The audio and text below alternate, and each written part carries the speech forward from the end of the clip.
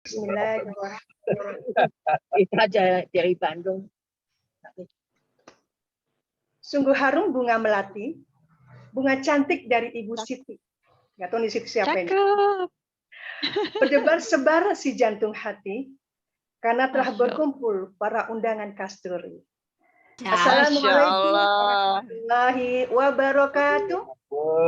Waalaikumsalam warahmatullahi wabarakatuh. Hanya kurang serentak ya, ibu-ibu semua.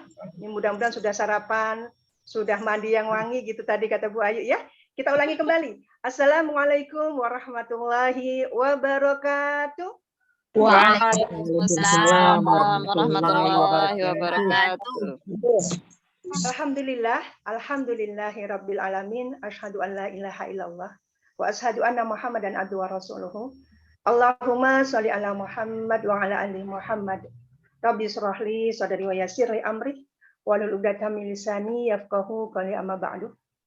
Pertama-tama yang kami hormati, mungkin beliau bisa hadir di sini Kak Daria, Bapak Heri Koswara MA. Beliau adalah Ketua DPD PKS Kota Bekasi. Sudah hadir insya Allah? Belum hadir, Ustazah insya Allah hadir pukul 9. Ya, yang kami hormati pula Ibu Ketua BPKK DPD Kota Bekasi, Ustadzah Haja Ii Marlina. Alhamdulillah, semoga Allah memberkahi merahmati beliau. Insya Allah, amin amin ya rabbal alamin. Yang kami hormati narasumber kita pada kesempatan Kasturi kali ini, yaitu kandidat Dr. Ustadz Wildan Hasan S.Sos.I MPDI. Mungkin beliau sudah hadir atau belum hadir? Belum. Belum ya, insya Allah. Dan yang kami hormati pula Ketua BPU Bidang Pembangunan Keumatan dan Dakwah, Ustadz Muhammad Akhyar beserta jajarannya.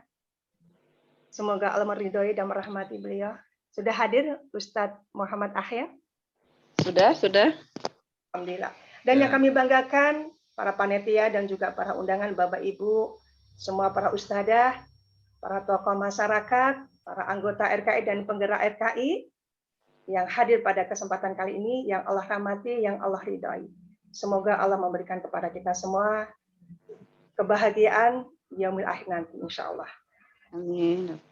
Alhamdulillahirabbil alamin. Segala puji bagi Allah yang senantiasa membersamai dalam kehidupan kita segala rahmatnya, ridhonya, kemudahan, kemapanannya, ya, dan juga meringankan langkah kita, memudahkan segala urusan kita, sehingga kita bisa bersama-sama dalam majelis iman kita pada kesempatan pagi hari ini.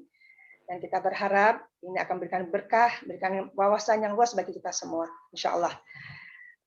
Para undangan yang dirahmati Allah Subhanahu Wa Taala, para ibu bapak yang dirahmati, pada kesempatan kali ini ya, kita akan mengikuti serangkaian acara Kasturi, kajian Sabtu RKI yang diselenggarakan oleh Bidang BPU dan Bidang HKP PPKK DPD Kota Bekasi, yang tadi sudah disampaikan oleh Ibu Ayu. Temanya luar biasa, sejarah emas para penyebar dakwah di Nusantara. Ya, semoga Allah memberikan kita kemudahan untuk bisa memahaminya. Selanjutnya saya bacakan susunan acara ya, yang akan kita ikuti dari awal sampai akhir. Yang pertama adalah pembukaan. Yang kedua adalah tilawatul Quran yang insya Allah nanti akan disampaikan oleh Ustadz Solihin Effendi LC. Kemudian dilanjutkan dengan sambutan dari Ketua DPD PKS Kota Bekasi, Bapak Heri Koswara MA.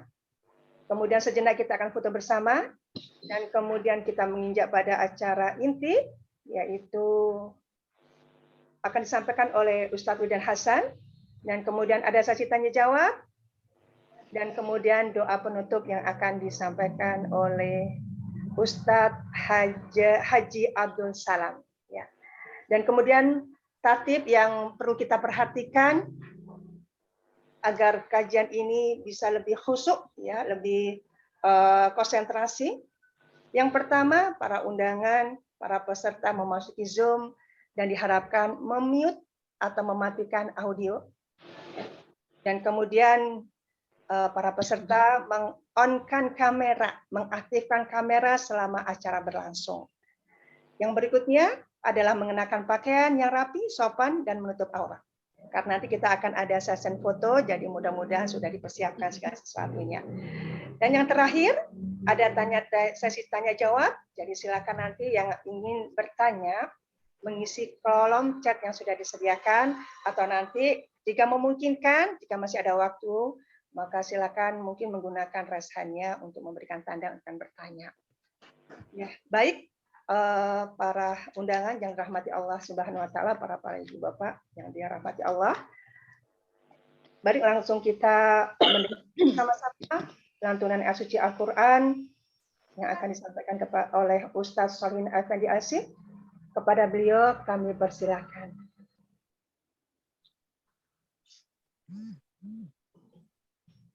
Baik.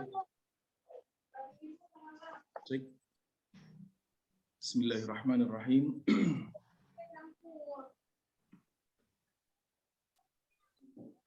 Assalamualaikum warahmatullahi wabarakatuh. Waalaikumsalam warahmatullahi wabarakatuh.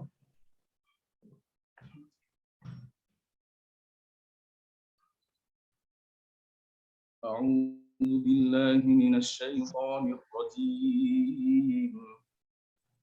Bismillahirrahmanirrahim. Ya ayyuhalladzina amanu taqullaha haqqa tuqatih wa la tamutunna illa wa antum muslimun. Wa'tasimu bihablillahi jami'an wa la tafarraqu. واذكروا نعمة الله عليكم إذ كنتم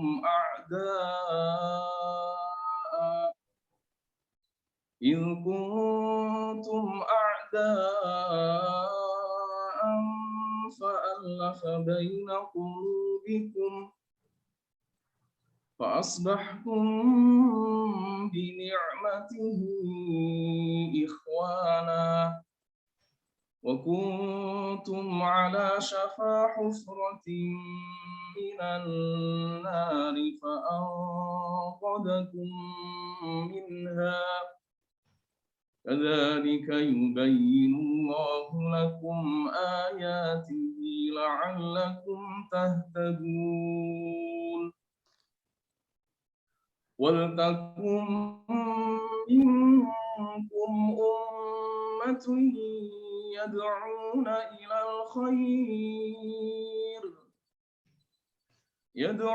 إلى الخير ويأمرون بالمعروف وينهون عن المنكر وأولئك هم المفلحون ولا تكونوا كالذين تفرقوا واختلفوا من بعد ما جاءهم البينات وأولئك لهم عذاب عظيم يوم تبيض وجوه وتسود وجوه فأما الذين اسودت وجوههم أكفرتم بعد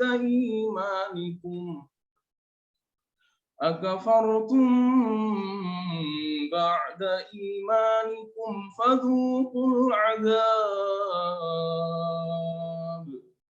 فذوقوا العذاب بما كنتم تكفرون وأما الذين ابيضت وجوههم ففي رحمة الله هم فيها خالدون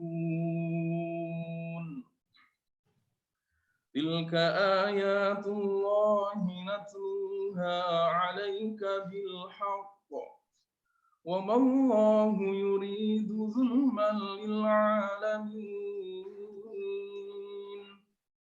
ولله ما في السماوات وما في الأرض وإلى الله ترجع الأمور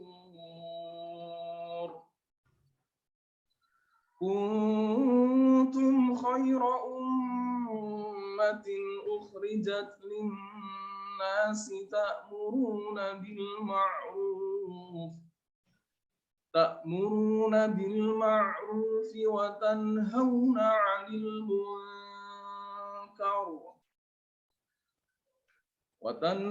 عن المنكر وتؤمنون بالله ولو آمن أهل الكتاب لكان خيرا لهم منهم المؤمنون وأكثرهم الفاسقون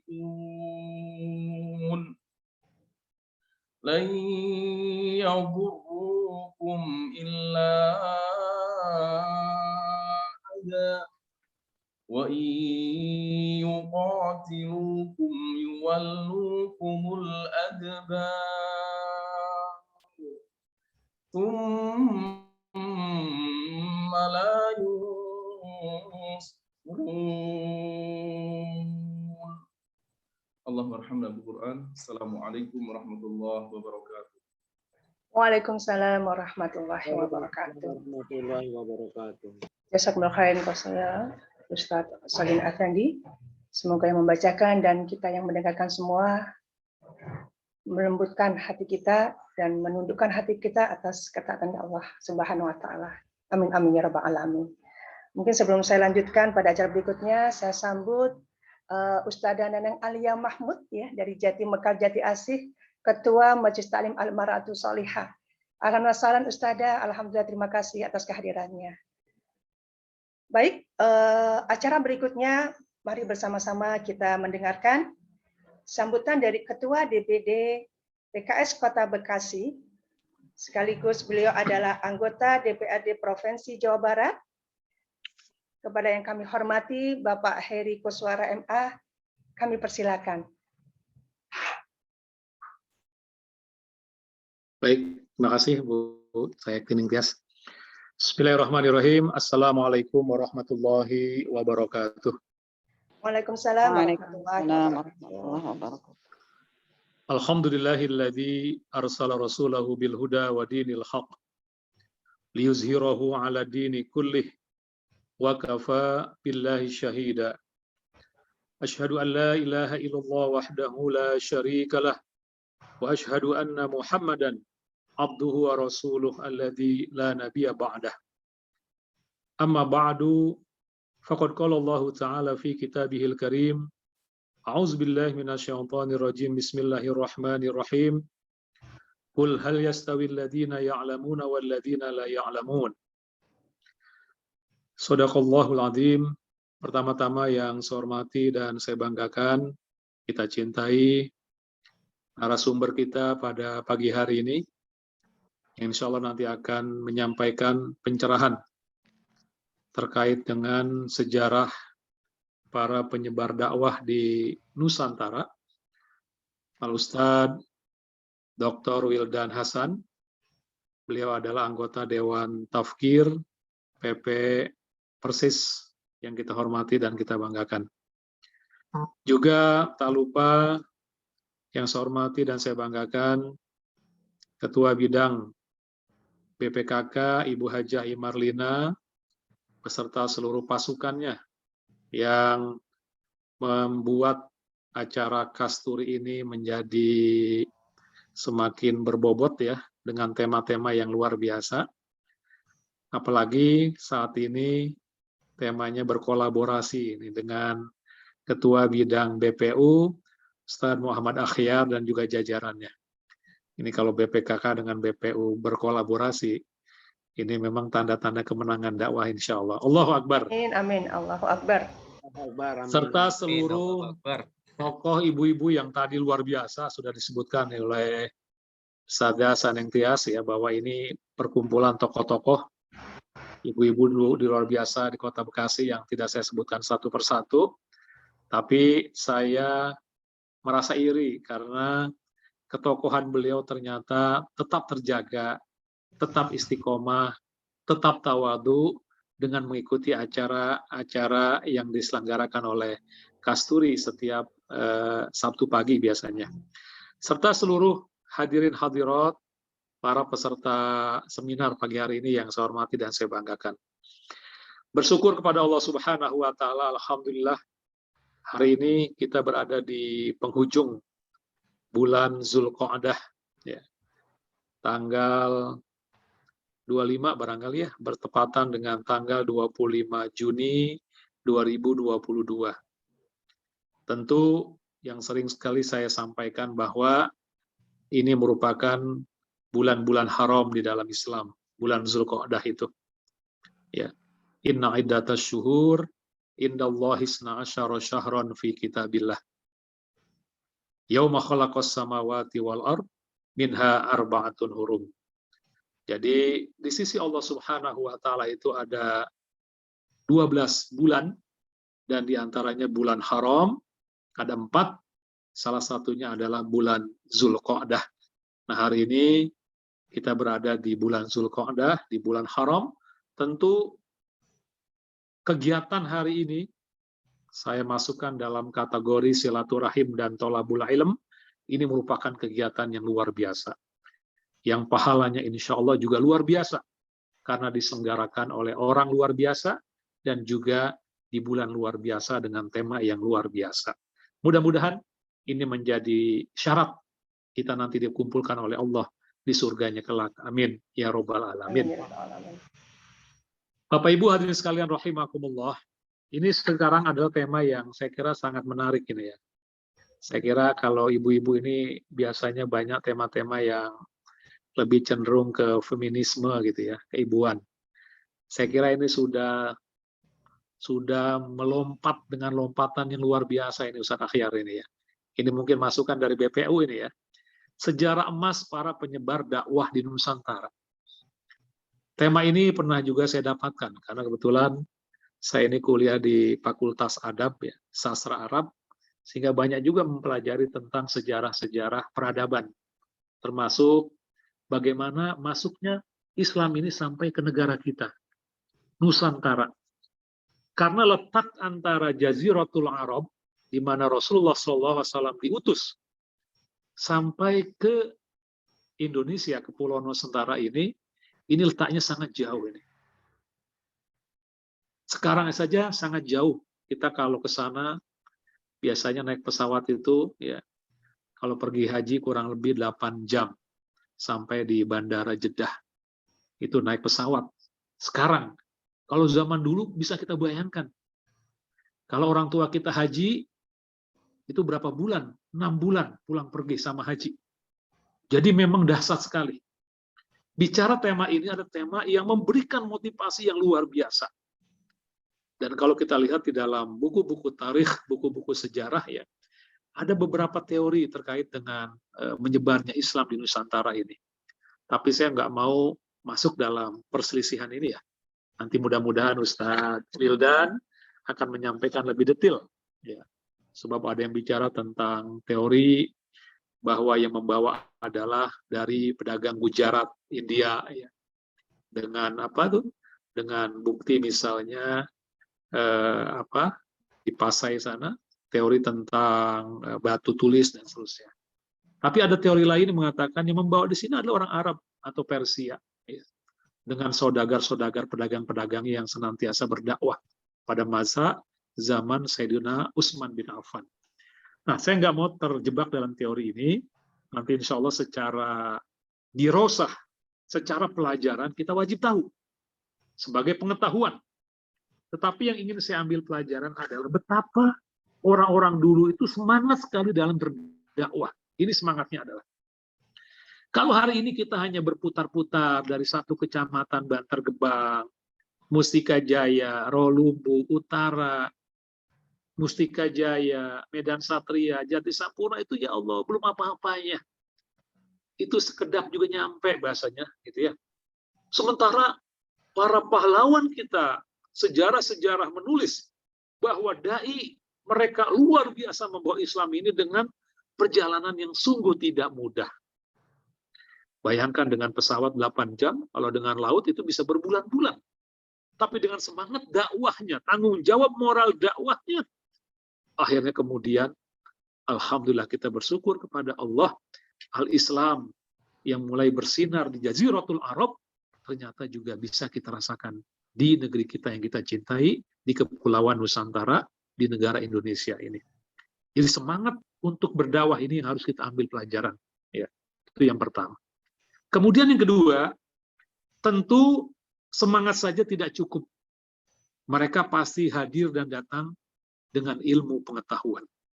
Ada yang punya latar belakang berdagang, ada yang punya latar belakang memang hafal Al-Quran, ada yang punya latar belakang memang semata-mata ingin menyampaikan dakwah ini ke seluruh pelosok-pelosok penjuru bumi Allah yang namanya dunia ini.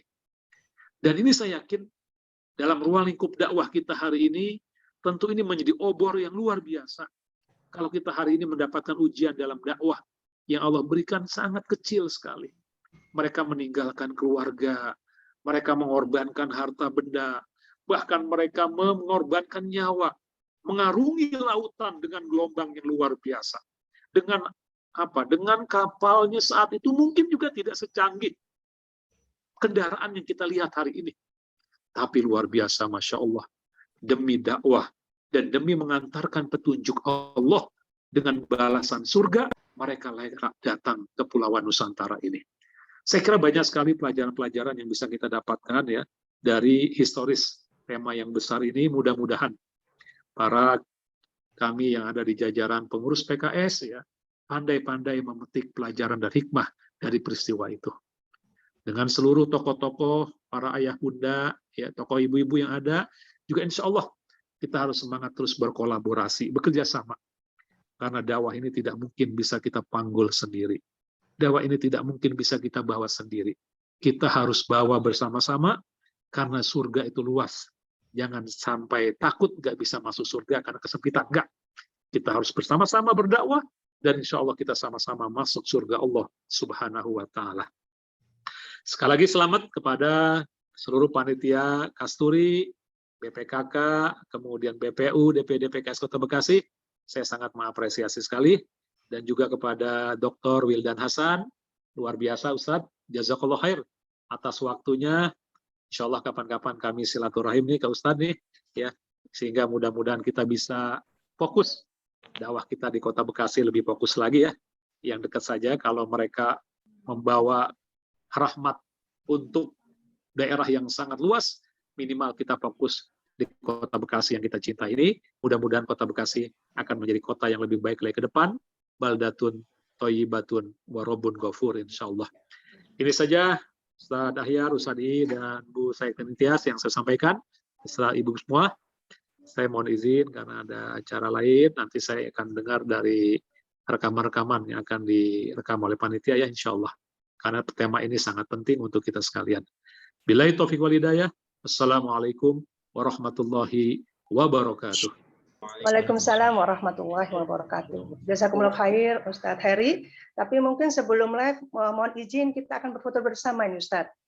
Mumpung Ustadz ada, Ustadz Wildan juga sudah hadir, jadi lengkap insya Allah narasumber dan juga Ustadz Heri. Monggo Kak Daria bisa dikoordinatori. Kita foto bersama. Oh, iya. Silakan diaba-aba ya Kak Daria ya. Ya, siap. Bismillah. Satu, slide yang pertama. 1, 2, 3. Slide yang kedua. Wah, sudah. Slide ketiga. Kak Deria sudah ini semua? Sudah buka kamera semua? Yang buka kamera slide pertama dan yang kedua, Bu Ayu. Silakan tunggu dulu mungkin ada yang mau Silakan, oh, ibu-ibu, bapak-bapak. Biar terlihat. Ya. Mohon maaf off kamera, mungkin masih bagi rapot, Bu Ayu. Oke. Ya, cukup. Cukup? Sudah Kak Daria? Kelas. Ya, oke, terima kasih. Jazakumullah khairan kasiran, Ustadz Ya, Heri. Bu I, Sarahyar. Ya, jazakumullah Pak Heri. Ya. Ustaz. Ya. Baik, mungkin sebelum saya lanjutkan pada acara berikutnya, pada acara inti, pada acara materi kita pada Kasturi pagi hari ini, mungkin saya sempatkan sedikit menyambut di sini ada Bunda Laksmi Yantini, ya, dan juga ada Ibu Haja Atikah, Ketua Persistri Kota Bekasi. Assalamualaikum, Ustazah. Terima kasih atas kehadirannya. Dan juga alhamdulillah ini juga ada para tokoh-tokoh internal kita, tokoh perempuan kita ya. Ini ada Ustazah Nur Indah. Ada beberapa tokoh-tokoh perempuan juga yang sudah hadir, alhamdulillah. Memang kebetulan pada kesempatan hari ini, mungkin pekan-pekan ini memang pekan-pekan pengambilan rapot. Jadi mohon dimaklumi yang biasanya ya Kasturi ini diadakan sudah banyak orang, mungkin lebih dari 200-300. Jadi pada jam segini masih ya masih di bawah 100 ya, tapi insya Allah semoga Allah memudahkan urusan beliau sehingga bisa segera hadir bergabung dan bisa mengikuti Kasturi kita pada pagi hari yang luar biasa temanya. Bagi emak-emak, bagi para ibu-ibu, mungkin ini tema-tema yang menggerget gitu. Perlu kekonsentrasi yang luar biasa ya, dengan tema yang luar biasa dan akan disampaikan oleh orang yang luar biasa. Baik. Bapak Ibu yang dirahmati Allah Subhanahu wa taala, kita langsung pada acara inti kita. Materi kita pada Kasturi pagi hari ini adalah sejarah emas para penyebar dakwah di Nusantara, dan insya Allah nanti akan disampaikan oleh kandidat Dr. Ustadz Wildan Hasan SSI MPDI, dan beliau juga sebagai anggota Dewan Tafkir PP Persis. Insya Allah beliau sudah hadir bersama kita, alhamdulillah. Jazakumullah khairan katsiran Ustadz atas kehadirannya. Ya. Dan mungkin bisa ditampilkan slide-nya untuk biodata beliau, Kak Daria.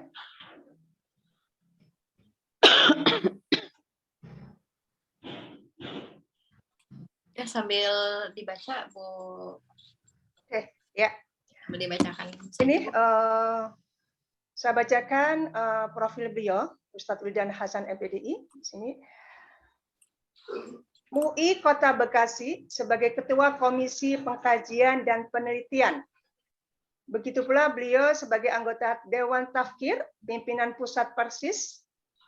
Beliau juga Wakil Ketua Umum Pemuda Dewan Dakwah Pusat. Dan kemudian di Majelis Intelektual dan Ulama Muda Indonesia, MIUMI, Kota Bekasi, beliau sebagai ketuanya. Dan kemudian Direktur Nasir Corner. Kemudian Dewan Dakwah Kota Bekasi di bidang kepemudaan. Ketua Yayasan Pendidikan Islam An-Nahla Al-Islami Bekasi. Dosen STID Muhammad Nasir Jakarta. Pengurus MUI Pusat Indonesia Tanpa Zil atau ITJ Bekasi, beliau sebagai mentor. Dan kemudian sorotan dunia Islam Dakta 107 FM, ini beliau sebagai narasumber di radio Dakta ya. Dan yang terakhir, beliau adalah founder Rumah Baca Baitul Hikmah. Insya Allah luar biasa dengan segala kesibukannya, alhamdulillah ya Allah perkenankan, Allah ridhoi kita bisa mengikuti ya kajian beliau pada Kasturi pagi hari ini. Kepada Ustadz Wildan kami persilahkan. Terima kasih, jazakallahu khairan katsiran. Bismillahirrahmanirrahim. Assalamualaikum warahmatullahi wabarakatuh. Waalaikumsalam warahmatullahi wabarakatuh. Hamdan wa syukran lillahi nusalli wa nusallim ala rasulillahi Muhammadin sallallahu alaihi wasallam. Asyhadu an la ilaha illallah wahdah la syarikalah wa asyhadu anna Muhammadan abduhu wa rasuluhu alladzi la nabiyya wa la rasula ba'dah. Allahumma shalli wa sallim ala nabiyyina Muhammadin sallallahu alaihi wasallam wa ala alihi wa ashabihi wa dzurriyyatihi wa man ittaba'al huda amma ba'd. Alhamdulillah kita bersyukur pada Allah Subhanahu wa taala, pagi hari ini Allah takdirkan kita menjadi bagian dari orang yang beruntung, berbahagia karena diizinkan untuk menunaikan salah satu kewajiban syariat, yakni menunaikan kewajiban menuntut ilmu yang semoga ini menjadi amal soleh yang seutuhnya diterima oleh Allah Subhanahu wa taala. Salawat serta salam semoga terlimpah kepada Rasulullah Muhammad SAW. Insyaallah kita semua yang tulus mencintai beliau, yang istiqomah meneladani sunnah-sunnah beliau, di surga kelak kita ditakdirkan berdekatan bersama beliau Shallallahu Alaihi Wasallam. Yang Allah muliakan Ustadz Heri Koswara beserta pimpinan di DPD PKS Kota Bekasi, yang Allah muliakan Ketua Bidang Perempuan dan Ketahanan Keluarga dan BPU. Saya belum hafal namanya, mohon maaf. Saya memang pernah berjanji kepada Ustadz Ahyar untuk silaturahim ke DPD, namun sampai saat ini Allah belum perkenankan saya. Mudah-mudahan segera mungkin bisa silaturahim. Yang Allah muliakan para asatizat, ayah bunda sekalian, Bunda Yeti dari PD Persistri Kota Bekasi, ini guru saya, orang tua saya, alhamdulillah. Dan undangan peserta yang hadir di Zoom kita pada pagi hari ini. Insya Allah sejatinya saya hanya reminder terkait dengan sejarah dakwah di Nusantara ini, karena saya berbicara di tengah-tengah komunitas para pengusung dan para pejuang dakwah. Jadi ini untuk saling mengingatkan dan menguatkan kita bersama-sama dalam mengemban amanah dakwah ilallah selama ini.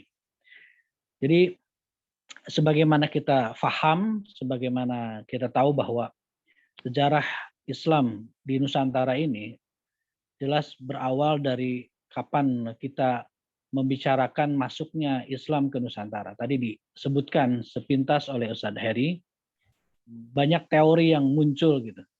Dan teori-teori ini sejatinya adalah juga bagian dari Ghazul Fikr, perang pemikiran kita, karena ada proyek yang disebut dengan nativisasi. Muhammad Nasir menyebutkan salah satu tantangan dakwah besar kita selain sekularisasi, kristenisasi, itu adalah nativisasi. Dari upaya untuk mengkerdilkan peran Islam, bahkan menghilangkan sejarah Islam dari Nusantara ini. Nah, teori-teori yang muncul selain teori Makkahnya Buya Hamka itu adalah bagian dari proses Ghazul Fikr nativisasi yang dilakukan oleh kalangan orientalis, oleh kolonial pada saat itu. Nah, sebagaimana kita tahu ada beberapa teori yang muncul terkait dengan kapan masuknya Islam ke Nusantara ini. Kenapa ini kita bahas? Karena ini sangat penting berkaitan dengan kita menolak upaya untuk mengecilkan, mengkerdilkan peran Islam di Nusantara ini. Karena akibatnya akan sangat besar ketika kita merasa bahwa kita ini umat Islam nggak punya peran, nggak punya jasa, nggak punya kontribusi, nggak lama di sini. Sehingga kita merasa kita numpang di negeri ini. Padahal kita adalah pemilik negeri ini. Pertama itu adalah teori Gujarat. Sebagaimana kita tahu, Snook ini memunculkan teori ini dengan asumsi bahwa Islam itu tidak mungkin masuk ke Nusantara langsung dari Arab gitu, tanpa melalui ajaran tasawuf yang berkembang di India atau sering kita kenal dengan Gujarat. Nah, pertama kali masuk ke Samudra Pasai itu abad ke-13 Masehi. Nah, jelas ini keliru gitu karena kerajaan Samudra Pasai berdiri di abad ke-12 gitu. Dan ketika Snook menyebutkan Islam masuk ke Samudra Pasai itu abad ke-13, itu abad di mana kerajaan Samudra Pasai, kerajaan Islam Samudra Pasai sudah berkembang gitu. Karena berdirinya itu pada abad ke-12. Itu artinya tidak mungkin Islam masuk katakan abad 12, abad 13, tiba-tiba bisa membentuk kekuasaan politik, tiba-tiba bisa membangun kerajaan, pemerintahan, itu kan jelas tidak mungkin. Artinya apa? Artinya Islam masuk jauh sebelum abad tersebut. Gitu. Yang kedua dimunculkan oleh Buya Hamka terkait dengan teori Makkah. Ini teori yang kita sepakati kebenarannya gitu. Ini yang teori yang kita dukung validitasnya gitu, yang disampaikan oleh Buya Hamka. Bahwa Islam sudah sampai ke Nusantara Indonesia ini. Ini istilah Prof. Ahmad Mansur Suryanegara menyebutnya Nusantara Indonesia. Itu sejak abad lahirnya Islam itu pula di abad ke-7 Masehi itu. Jadi ada banyak data-data yang disampaikan oleh Buya Hamka termasuk berita Cina dinasti Tang, terdapat daerah pedagang Arab Islam di pantai barat Sumatera. Jadi Islam ke Nusantara itu masuk pada abad ke-7 Masehi. Sejak awal Islam hadir di dunia gitu. Yang kedua ada teori Persia, itu Prof. Abu Bakar Aceh dan Hussein Jayadiningrat yang menyatakan Islam masuk dari Persia dan bermazhab Syiah. Berdasarkan pada sistem eja membaca huruf Al-Quran terutama di Jawa Barat. Kita di Jawa Barat, saya orang Sunda gitu. Dulu kecil belajarnya belum Iqra atau belum tilawati atau belum yang lain gitu. Tapi belajarnya masih menggunakan pola baca A, ada Jabar, PS, Kajer gitu kan. Jadi A, I, U. Nah itu kan sistem baca Al-Quran dari dari Iran gitu, Syiah. Tapi ini terbantahkan dengan fakta bahwa lalu kenapa kemudian Jawa Barat tidak Syiah gitu? Justru Jawa Barat adalah Sunni, Ahlus Sunnah wal Jamaah. Jawa Barat justru Muslim gitu, bukan Syiah gitu. Jadi jelas pengaruh ini tidak benar gitu secara fakta. Ketiga, teori Cina, Profesor Selamat Mulyana, berdasarkan kronik Klenteng Sampokong, disebutkan Sultan Demak dan Wali Songo adalah peranakan Cina gitu. Jadi memang terkait dengan Wali Sanga atau Wali Songo ini ada banyak diskusi apakah memang betul peranakan Cina atau betul semuanya adalah keturunan Cina atau bukan gitu. Nah, dalam budaya Cina, penulisan sejarah nama tempat yang bukan negeri Cina dan nama yang bukan bangsa Cina dicinakan penulisannya. Tapi dalam beberapa fakta justru ada banyak nama tempat, nama orang tidak dicinakan. Itu artinya teori ini tidak valid gitu. Lalu ada teori maritim, ini Baloh. Baloh ini sejarawan Pakistan. Umat Islam memiliki navigator atau muallim dan wirausaha muslim yang dinamik dalam penguasaan maritim dan pasar. Islam dikenalkan di sepanjang Laut Niaga pada abad 1 Hijriah dan 7 Masehi sampai 5 Hijriah. Nah, jadi sekitar ada 1, 2, 3, 4, 5 teori yang menurut kita paling valid dan paling mendekati kebenaran adalah teori Makkahnya Buya Hamka dan kawan-kawan gitu. Bahwa Islam masuk ke Nusantara itu sejak awal Islam hadir juga di tanah Arab gitu. Jadi abad ke-7 Masehi. Mulai abad 6 Hijriah atau 13 Masehi, pengembangan Islam ke pedalaman dilakukan oleh para wirausahawan pribumi. Van Leer menyebutkan bahwa para bupati di sekitaran pantai itu melakukan konversi agama ke agama Islam bermotif kekuasaan karena mayoritas rakyatnya sudah beragama Islam. Jadi kan cara-cara penyebaran dakwah Islam itu melalui perdagangan, pernikahan, dengan cara-cara kultural gitu. Tidak dengan cara-cara kekerasan. Ini kan jelas menolak dan membantah stigma selama ini bahwa Islam disebarkan dengan kekerasan. Faktanya adalah Islam hadir ke Nusantara tanpa kekerasan, tanpa tertumpahnya darah, tanpa adanya senjata-senjata tajam dan senjata-senjata api gitu. Nah, jadi ini faktanya dilakukan oleh para pedagang pribumi yang dia Muslim, yang para pedagang Arab yang dia Muslim berdagang, tapi juga tentu karena setiap Muslim adalah dai, maka mereka mendakwahkan Islam ini. Gitu. Nah, dalam Islam tidak mengenal sistem kasta. Dalam Islam sebagai agama yang mengajarkan egalitarianisme, kesamaan derajat, tidak mengenal kasta berdasarkan status kemanusiaan gitu. Tidak ada Brahmana, Ksatria, Sudra dan lain-lain sebagainya. Maka kalangan rakyat jelata, wong cilik ini, yang para tukang bakso dan kawan-kawan katakan ini tertarik dengan Islam ini karena tidak memandang manusia dari status dan derajat kemanusiaannya gitu. Maka mereka masuk Islam. Akhirnya berbondong-bondong semua rakyat masuk Islam sehingga penguasanya karena tidak ingin kehilangan kekuasaan, dia konversi keyakinannya dari sebelumnya kepada Islam ini. Karena nggak mungkin dia kemudian mau menyerahkan kekuasaan. Di tengah mayoritas rakyatnya yang sudah Muslim.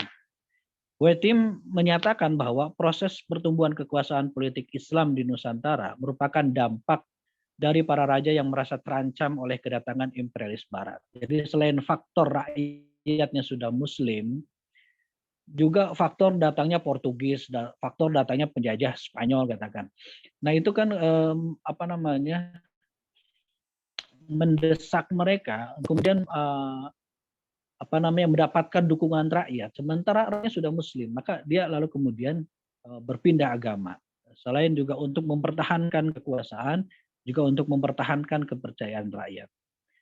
Khalifah Utsman bin Affan mengirim utusan niaga ke Cina itu tahun 644-656 Masehi. Yang kesempatan ini dimanfaatkan untuk mengadakan kontak dengan wirausahawan Nusantara. Jadi kita tahu para pelaut Arab itu sejak ratusan tahun bahkan mungkin ribuan tahun sebelum, termasuk para pelaut ulung kita di Nusantara itu udah menjelajahi pulau-pulau di dunia gitu. Jadi jangan bayangkan itu terjadi setelah masa-masa setelah Masehi atau masa-masa di abad ke-7 Masehi semata. Gitu.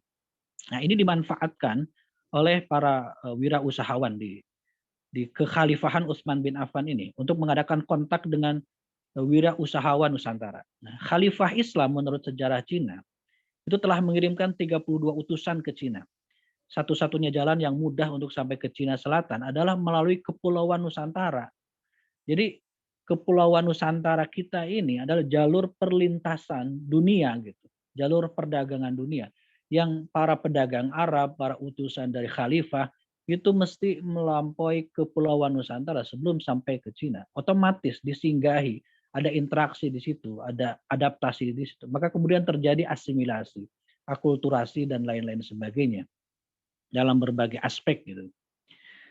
Satu-satunya jalan itu melalui Kepulauan Nusantara. Nah, Van Leur itu menyatakan sumber berita dinasti Tang 618-907 Masehi menyatakan pada 674 di pantai barat Sumatera telah terdapat hunian bangsa Arab Islam. Ini kita sama-sama tahu ada kampung Arab Islam. Begitu pula disebutkan oleh Arnold gitu dalam The Preaching of Islam. Lalu fakta lainnya adalah kenapa Islam ke Nusantara ini masuk di abad ke-7. Itu angka tahun pada nisan seorang ulama, Syekh Mukaidin di Baros, Tapanuli, yang bertuliskan 48 Hijriah. Maka dipastikan Islam itu masuk pada abad 1 Hijriah gitu. Karena ada ulama wafat di tahun 48 Hijriah. Berarti kan usia hidupnya panjang gitu. Maka tahun 1 Hijriah itu abad ke-7 berarti Islam sudah masuk ke Nusantara ini melalui tanah Tapanuli. Sebagaimana kita tahu Baros yang menjadi pusat dari Kapur Barus, itu Kapur Barus dari Tapanuli, dari Nusantara ini, ribuan tahun lamanya sudah dipakai oleh orang-orang di dunia, termasuk Yunani, termasuk Mesir, ribuan tahun sebelum Masehi sudah menggunakan Kapur Barus dari wilayah Tapanuli ini, dari Nusantara ini. Berita dinasti Tang dan angka pada nisan ulama itu Islam masuk pertama kali abad ke-7 Masehi di Baros Tapanuli yang menunjukkan adanya hubungan niaga dengan Nusantara tetap berlangsung dari masa sebelum Rasulullah hingga masa khilafah Umayyah di Damaskus. Lalu masih berita Cina dinasti Tang, Kace itu ke Kalingga di Jawa pada 674 Masehi. Kalingga menurut Hamka adalah kerajaan Islam. Tace itu adalah Umayyah. Jadi Cina menyebut Umayyah itu dengan Tace, dengan pusat pemerintahan di Damaskus. Hubungan diplomatik Cina dengan Arabia terjalin pada masa Khulafaur Rasyidin 11 sampai 41 Hijriah dengan dinasti Tang 618-907 Masehi. Karena wilayah Umayyah I berdekatan dengan Cina dan Jenderal Qutaibah Qub Khurasan membawahi Bukhara, Samarkand lainnya itu berbatasan dengan wilayah Cina dan pada kekhilafahan selanjutnya. Kemudian asatizat sekalian, adanya strategi penulisan sejarah Cina dengan penekanan pada deislamisasi sejarah Mongol dan Cina.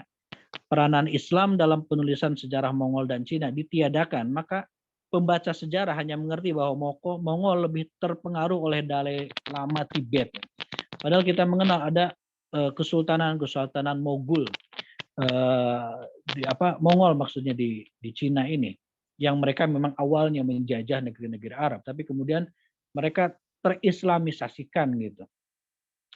Karena peradaban Islam, kebudayaan Islam, meskipun kekuasaan politiknya dihancurkan oleh Mongol, oleh Genghis Khan, Kubilai Khan, dan lain sebagainya. Tapi kemudian karena kebudayaan mereka lebih rendah daripada peradaban dan kebudayaan Islam, mereka terpengaruh gitu oleh Islam gitu. Sehingga kemudian keturunannya masuk Islam, lalu kemudian menjadi para pendakwah Islam gitu. Meskipun sebagiannya kejamnya masih sama dengan Genghis Khan, Kubilai Khan, dan lain-lain sebagainya gitu. Lalu perkembangan Kesultanan Islam, beberapa fakta yang wajib kita ketahui. Pertama, Kesultanan Samudra Pasai itu berdiri tahun 1275 Masehi. Kesultanan Islam Samudra Pasai. Fakta kedua, Kerajaan Hindu Majapahit ini berdiri tahun 1264 Masehi. Jadi 19 tahun lebih awal berdiri Kerajaan Islam Samudra Pasai daripada Kerajaan Hindu Majapahit. Oleh karenanya tidak benar Islam masuk ke Nusantara setelah keruntuhan Kerajaan Hindu Majapahit 1478 Masehi. Atau fitnah bahwa Kerajaan Majapahit runtuh oleh serangan Kerajaan Islam Demak katakan dan lain-lain sebagainya. Fakta ketiga, perkembangan agama Islam adalah pada saat umat Islam telah membangun kekuasaan politik Islam atau kesultanan. Kesultanan Leran di Gresik, Jawa Timur abad 11 dan Kesultanan Samudra Pasai di Sumatera Utara abad ke-12 dan abad ke-13. Yang ketiga, ada political motive. Vanler mengatakan, raja kerajaan Hindu berpindah agama ke Islam. Istilah kerajaan berubah kemudian menjadi kesultanan setelah kemudian Islam datang, rakyat masuk Islam, rajanya masuk Islam. Pada saat itu sekaligus terjadi pembentukan kekuasaan politik Islam. Raja tersebut tidak kehilangan kekuasaannya dan tetap diakui oleh masyarakat, oleh mayoritas rakyat sebagai sultan yang sah. Jadi tidak digulingkan serta-merta gitu.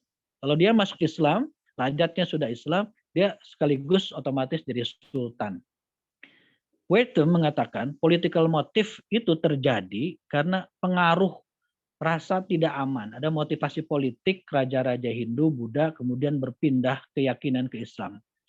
Karena rasa tidak aman dari ancaman imperialisme Katolik Portugis ataupun imperialisme Protestan Belanda dan Inggris. Sebagaimana kita tahu bahwa negara-negara barat itu adalah negara-negara agama, kerajaan-kerajaan agama. Seperti kerajaan Katolik Portugis, kerajaan Katolik Spanyol, kerajaan Protestan Belanda, kerajaan Protestan Inggris gitu. Jadi selama ini Barat selalu menstigma dunia Islam dengan sebagai negara agama, kekhawatiran takut terhadap terwujudnya pemerintahan agama, pemerintahan Islam.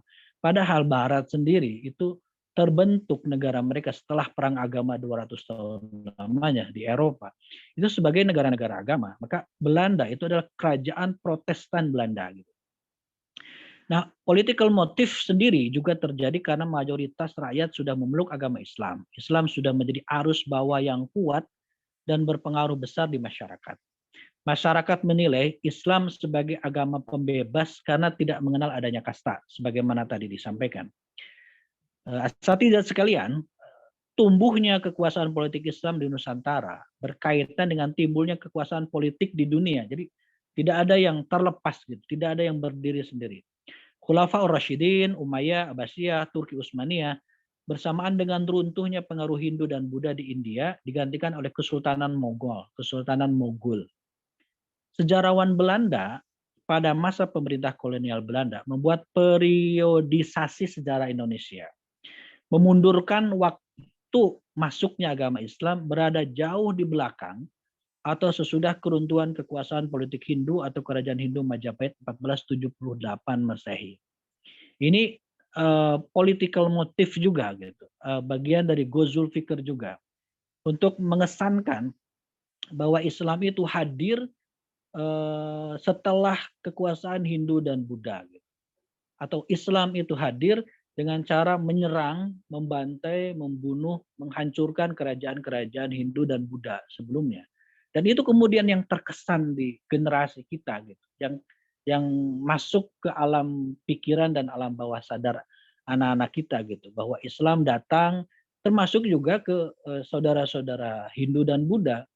Saya perhatikan di sosial media, mereka menganggap Majapahit runtuh karena datangnya Islam gitu. Jadi masih ada dendam yang dipelihara kepada Islam dan umat Islam dikarenakan dianggap telah menyebabkan keruntuhan dominasi Hindu dan Buddha pada masanya. Gitu.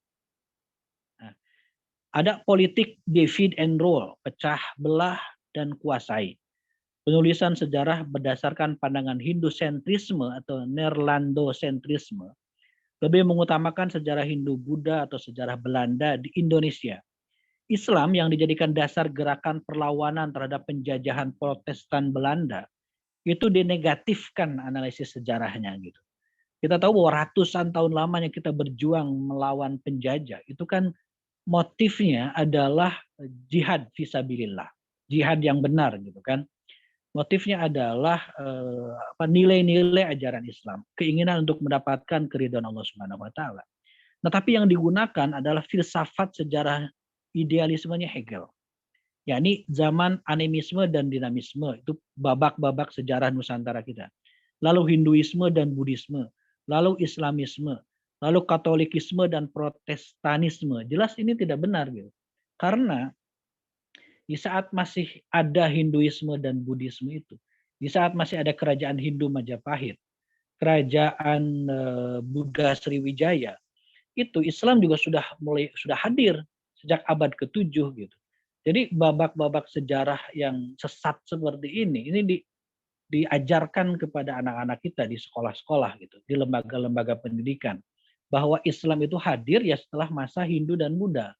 Itu kan artinya sekitar abad 13 dan 14. Padahal faktanya Islam hadir ke Nusantara ini itu di abad ke-7 masuk, lalu tersebar, lalu kemudian membentuk sebuah kekuatan-kekuatan politik, sekitar ada 40 lebih kesultanan seluruh Nusantara. Itu abad ke-13.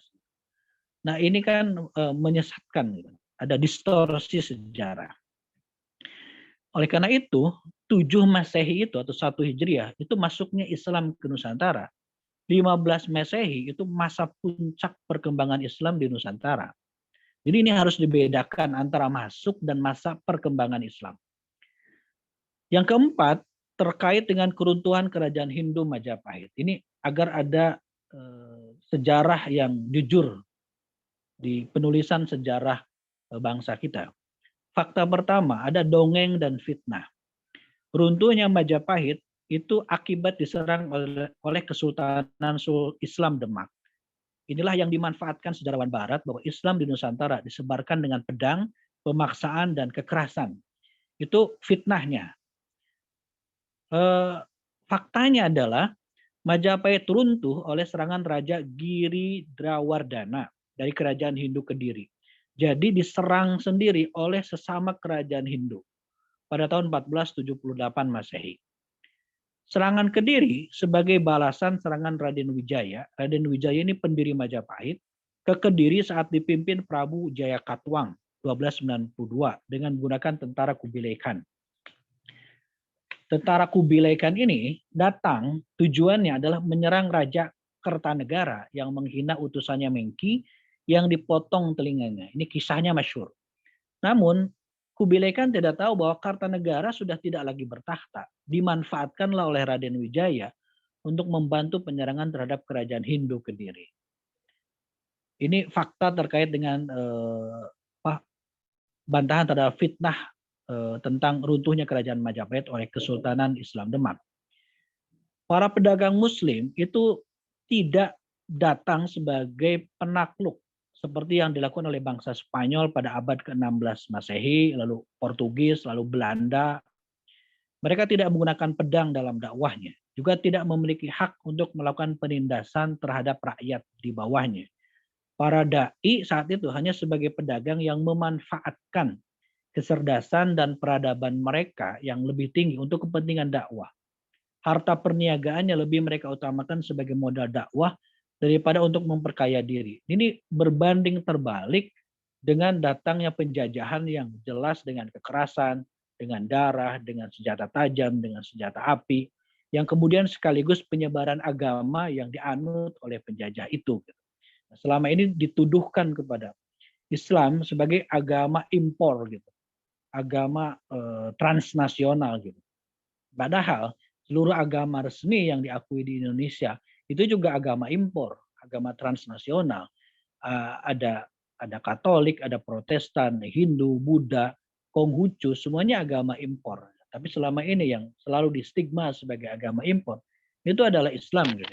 Dan kita tahu bahwa munculnya kejawen, munculnya Sunda Wiwitan yang dianggap sebagai kepercayaan asli masyarakat Jawa, masyarakat Indonesia, sejatinya ternyata produk kolonialisme bagian daripada Ghazul Fikr itu gitu.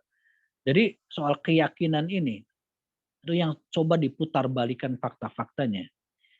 Kemudian ada semacam dongeng pemecah belah bahwa masuk dan berkembangnya Islam di Nusantara dengan cara damai itu masuk ke pasar dimulai oleh pedagang Arab, diikuti oleh pedagang India dan Cina.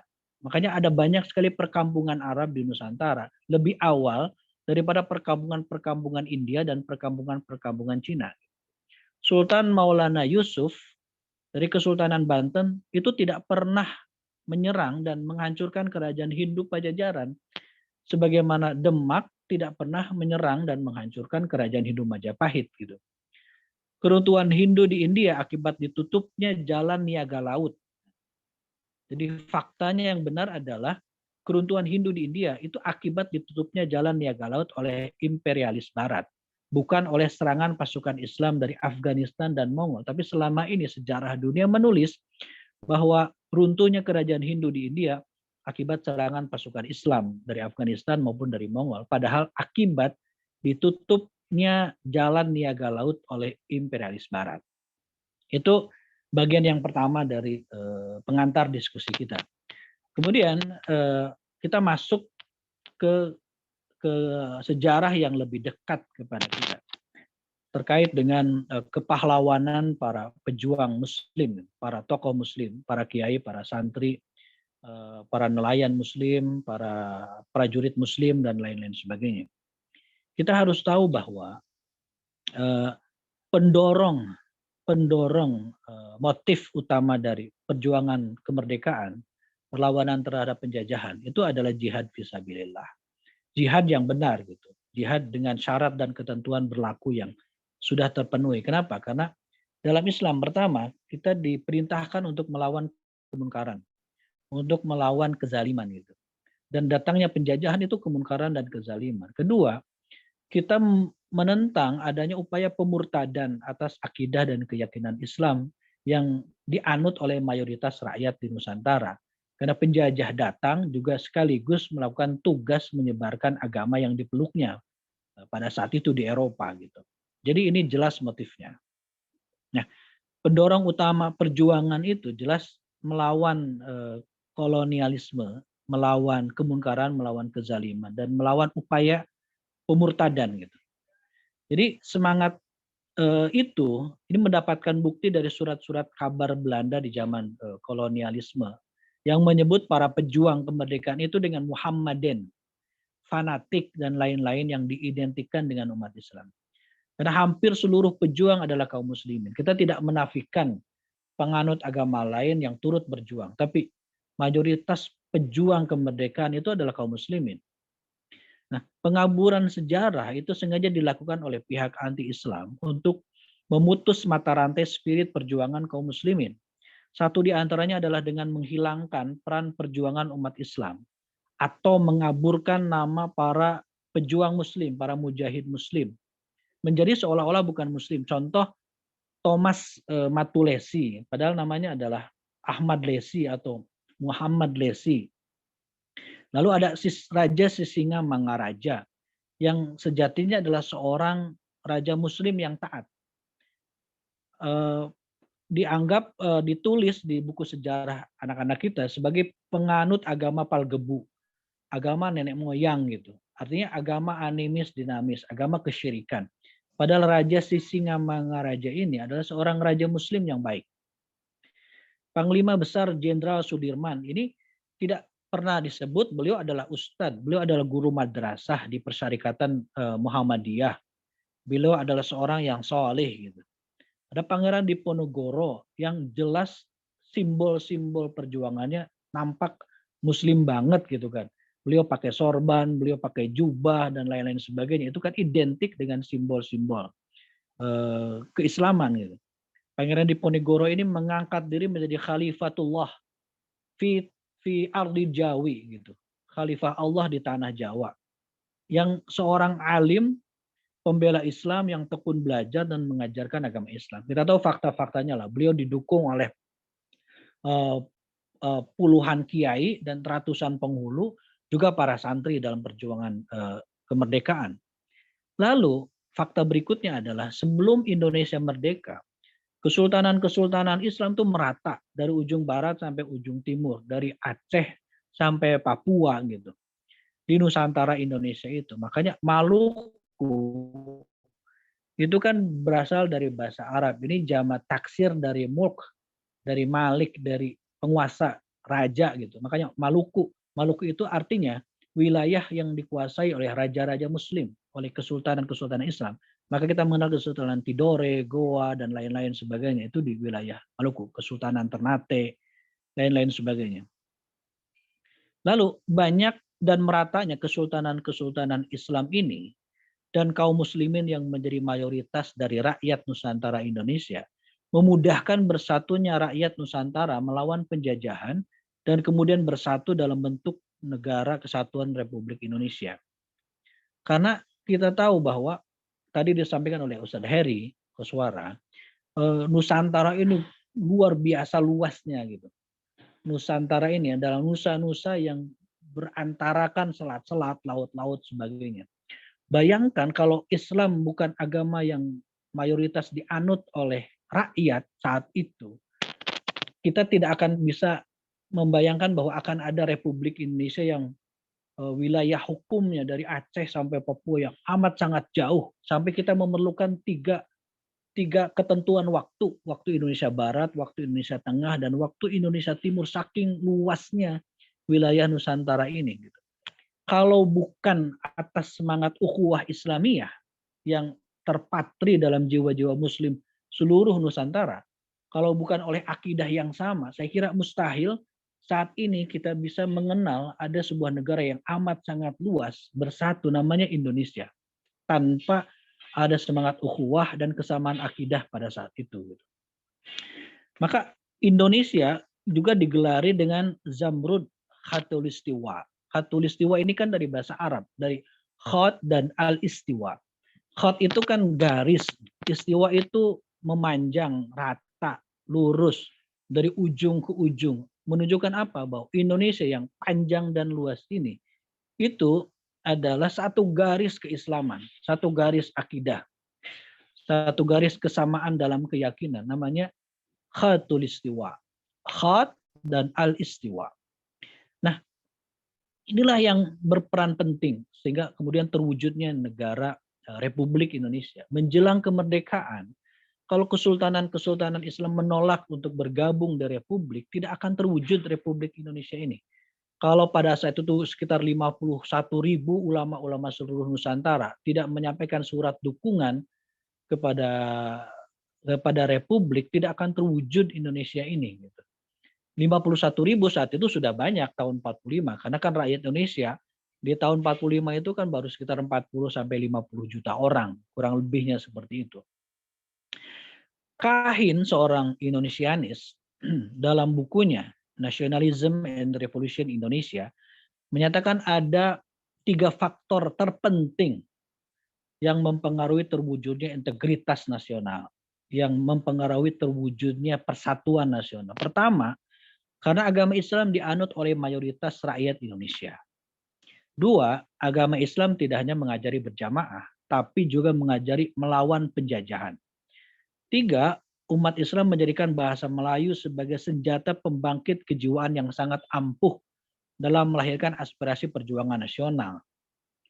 Makanya kita lebih ingin, lebih percaya bahwa syarikat Islam yang berdiri tahun 1911 tapi embrionya dari Syarikat Dagang Islam 1905 itu sebagai momen pergerakan kebangkitan nasional, bukan Budi Utomo. Karena Serikat Islam sudah yang memulai bahasa Melayu sebagai bahasa nasional, bahasa komunikasi dan percakapan masyarakat, gitu, yang mempublikasikan dan mempromosikan bahasa Melayu sebagai bahasa persatuan yang menjadi cikal bakal dari bahasa Indonesia. Tapi Budi Utomo menolak menggunakan bahasa ini. Mereka menggunakan bahasa Indonesia, gitu. Maaf, bahasa Belanda gitu dalam pergaulannya, yang juga khusus untuk masyarakat Jawa, rakyat Jawa, itu pun khusus untuk kalangan bangsawan priai gitu. Dan menolak saat itu kemerdekaan Indonesia gitu pada saat itu gitu, dengan alasannya dan motifnya masing-masing gitu. Nah, ini 3 faktor terpenting menurut Kahin terwujudnya persatuan nasional. Kemudian pelopor pembaruan sistem pendidikan nasional itu Muhammadiyah, kalau boleh kita memilih gitu. Berdiri 1912, 10 tahun lebih awal daripada Taman Siswa 1922. Muhammadiyah sudah menggunakan bahasa Melayu sementara Taman Siswa masih berbahasa Jawa dan Belanda. Muhammadiyah mencita-citakan kemerdekaan dan siswanya terbuka untuk seluruh rakyat tanpa membeda-bedakan. Ini berbeda dengan Taman Siswa yang eksklusif. Sumpah Pemuda 28 Oktober 1928 itu dipelopori oleh para pemuda Islam atas prakarsa para ulama dalam rapat nasional PSII, Partai Serikat Islam Indonesia di Kediri tahun 28, September 28. Jadi 1 bulan sebelum Sumpah Pemuda terwujud. Begitu pula bangkitnya perlawanan umat Islam ketika Belanda datang lagi mengagresi Indonesia, didorong itu pula oleh fatwa jihad. Fatwa jihad yang kemudian kita kenal dengan resolusi jihad 22 Oktober 1945 oleh Hadratus Syekh Kiai Haji Hashim Asy'ari.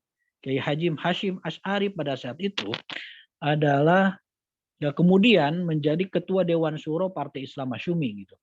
Yang ketua umum pertamanya adalah Pak Sukiman Wiryosadjo yang kemudian teruskan oleh Muhammad Nasir. Itu atas saran juga Pak Nasir yang kemudian kepada Jenderal Sudirman, kepada Bung Karno agar minta Kiai Hashim Asy'ari mengeluarkan resolusi jihad, fatwa jihad. Karena umat Islam itu memang selama itu berjuang melawan penjajahan karena atas motif jihad gitu.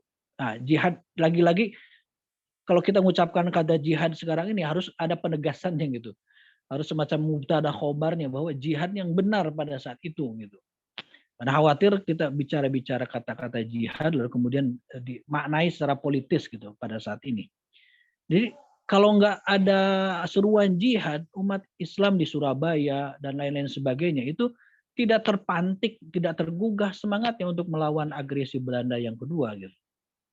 Nah, Bung Tomo, seorang aktivis Islam revolusioner, itu membakar semangat jihad umat Islam dengan pidatonya yang berapi-api dan dipenuhi pekikan takbir. Ini saya kira kalau dicek di YouTube masih ada. Dan dia mengatakan, aku tidak tahu dengan cara apa lagi membangkitkan semangat rakyat selain dengan pekikan takbir ini. Yang saya kira kalau kita cek di buku pelajaran sejarah anak-anak kita, kalimat-kalimat takbirnya sudah hilang. Lalu ada Piagam Jakarta. Piagam Jakarta sebagai sebuah kesepakatan resmi para pendiri bangsa. Kan negara kita ini dibentuk dengan kesepakatan. Makanya negara kita ini adalah negara kesepakatan. Dalam menentukan bentuk dan dasar negara yang menyatakan bahwa atas berkah rahmat Allah, bangsa ini bisa merdeka. Alinea ketiga Undang-Undang Dasar, pembukaan Undang-Undang Dasar 45. Karena menurut yang saya dengar langsung ya, menurut Prof. Yusril, kalau bukan karena rahmat Allah, itu mustahil bambu runcing dapat melawan persenjataan modern penjajah.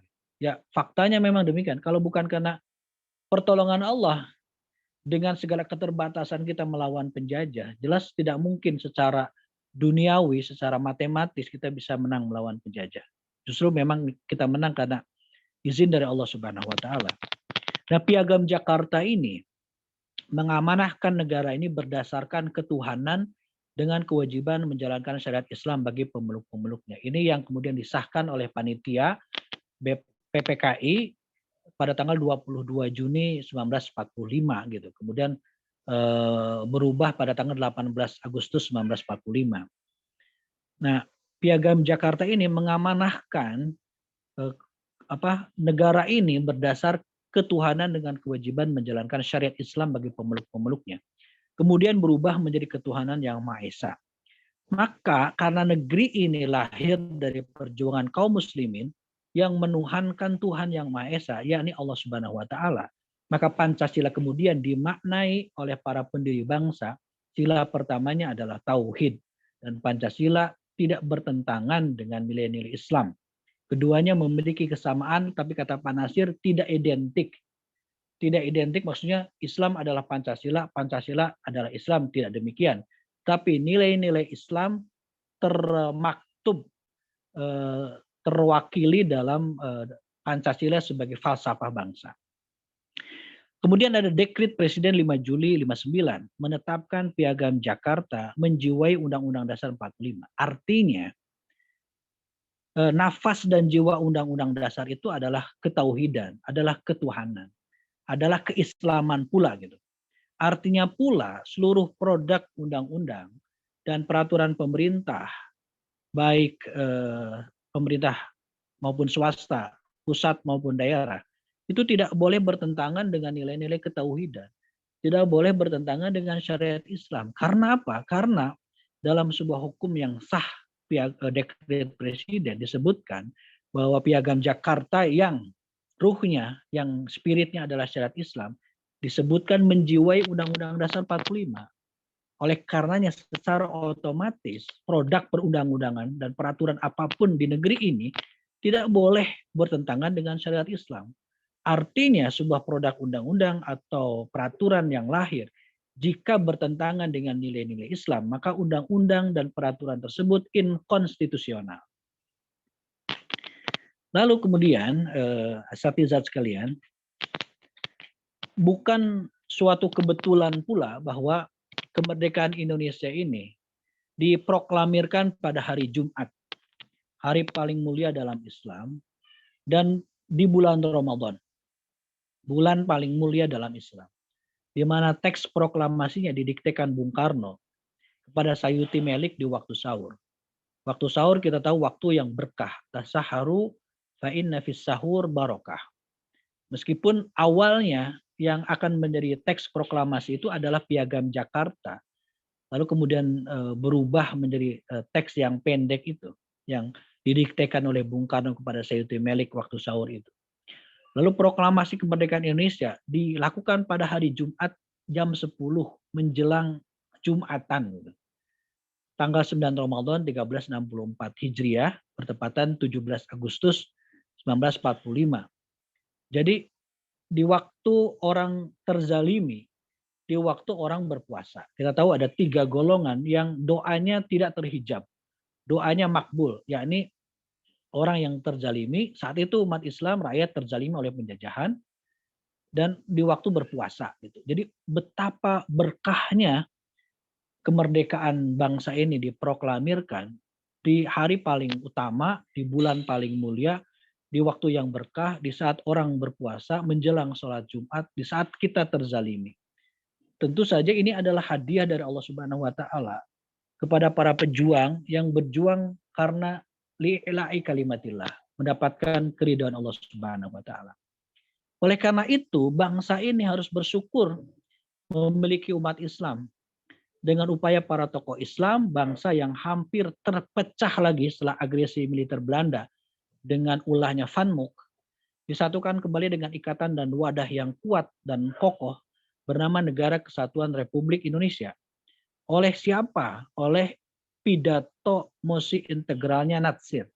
Natsir ini adalah seorang santri, seorang ulama, pemimpin partai Islam terbesar di dunia, bukan hanya di Indonesia.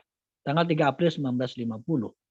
Yang kemudian Soekarno mengumumkan resminya lahir NKRI 17 Agustus 1950. Setelah mosi integral itu kan lalu terwujud NKRI. Jadi NKRI hasil perjuangan seorang ulama, seorang muslim. Jadi orang-orang yang selalu teriak NKRI harga mati, nggak tahu sejarah NKRI terbentuk. Dia sebenarnya nggak cinta terhadap NKRI gitu. Pak Nasir sendiri nggak pernah bilang NKRI harga mati gitu. Karena memang saat itu belum musimnya ada ungkapan NKRI harga mati. Gitu. Musimnya sekarang ini. Tapi siapa yang berani meragukan nasionalisme beliau? Siapa yang berani meragukan kecintaan beliau kepada tanah air? Gitu. Tidak akan mungkin ada orang yang, kecuali orang itu bodoh. Jahil terhadap sejarah, jahil terhadap jiwa nasionalisme, jiwa patriotisme. Gitu. Nah, sejatinya Indonesia memiliki 2 proklamasi. Nah, kita tahu bahwa Pak Nasir juga mendapatkan dorongan dan dukungan gitu dari Kiai Nur Ali. Kiai Nur Ali ini adalah ketua Masyumi cabang Jatinegara. Jatinegara saya itu kan luas wilayahnya, sampai ke Subang, Purwakarta kalau nggak salah. Selain juga Bekasi dan sebagian Jakarta. Yang menyarankan Pak Nasir untuk menyampaikan mosi integral ini. Gitu. Dan Pak Nasir lakukan itu 2,5 bulan lamanya melobi negara-negara bagian bikinan Fanmuk, kurang lebih 16 negara bagian. Lalu melobi pula fraksi-fraksi di parlemen, dari fraksi yang paling kanan sampai fraksi yang paling kiri PKI, yang diketuai oleh Insinyur Sakirman. Betapa hebatnya lobi dan diplomasi Pak Nasir ini. Sampai negara-negara itu mau kembali bersatu tanpa setetes pun darah keluar, tanpa satu butir peluru pun diletuskan gitu. Bayangkan. Orang pilihan lurah saja, orang sampai bunuh-bunuhan. Gitu. Tapi ini menyatukan 16 negara bagian di Nusantara tanpa satu tetes darah keluar, tanpa satu butir pun peluru keluar. Luar biasanya tokoh Islam kita. Nah, makanya ketika Asaba Fakih, wartawan harian Merdeka, itu bertanya kepada Bung Karno, Bung, siapa yang kemudian akan jadi Perdana Menterinya ini? Yang kabinet baru, kata Bung Karno, ya siapa lagi kalau bukan Nasir dan Masyumi. Mereka yang punya konsep tentang Negara Kesatuan Republik Indonesia.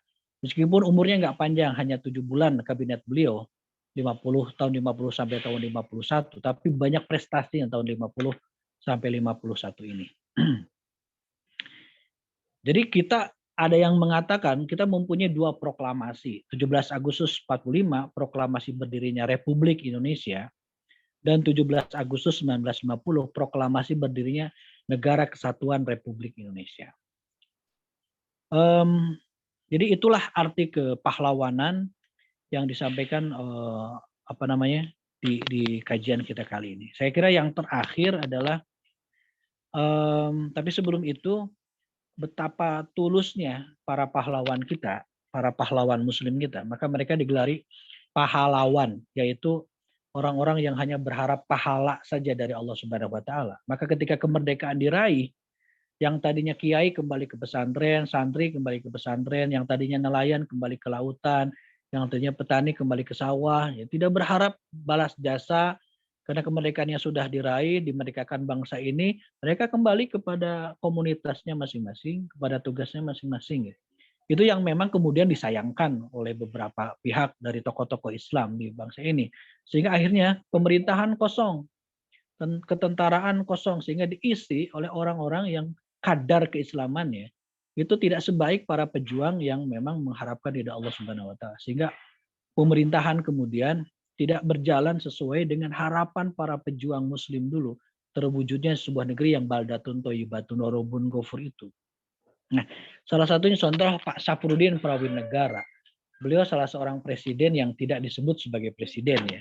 Beliau tokoh Masyumi, petinggi Masyumi yang mendirikan PDRI, Pemerintahan Darurat Republik Indonesia, yang menyelamatkan bangsa ini, negara ini, sehingga tidak terjadi kekosongan kekuasaan ketika Soekarno-Hatta ditahan pemerintahan vakum di Jogja, RIS itu, berdirilah PDRI yang kawat dari Soekarno untuk mendirikan PDRI ke Sumatera Barat.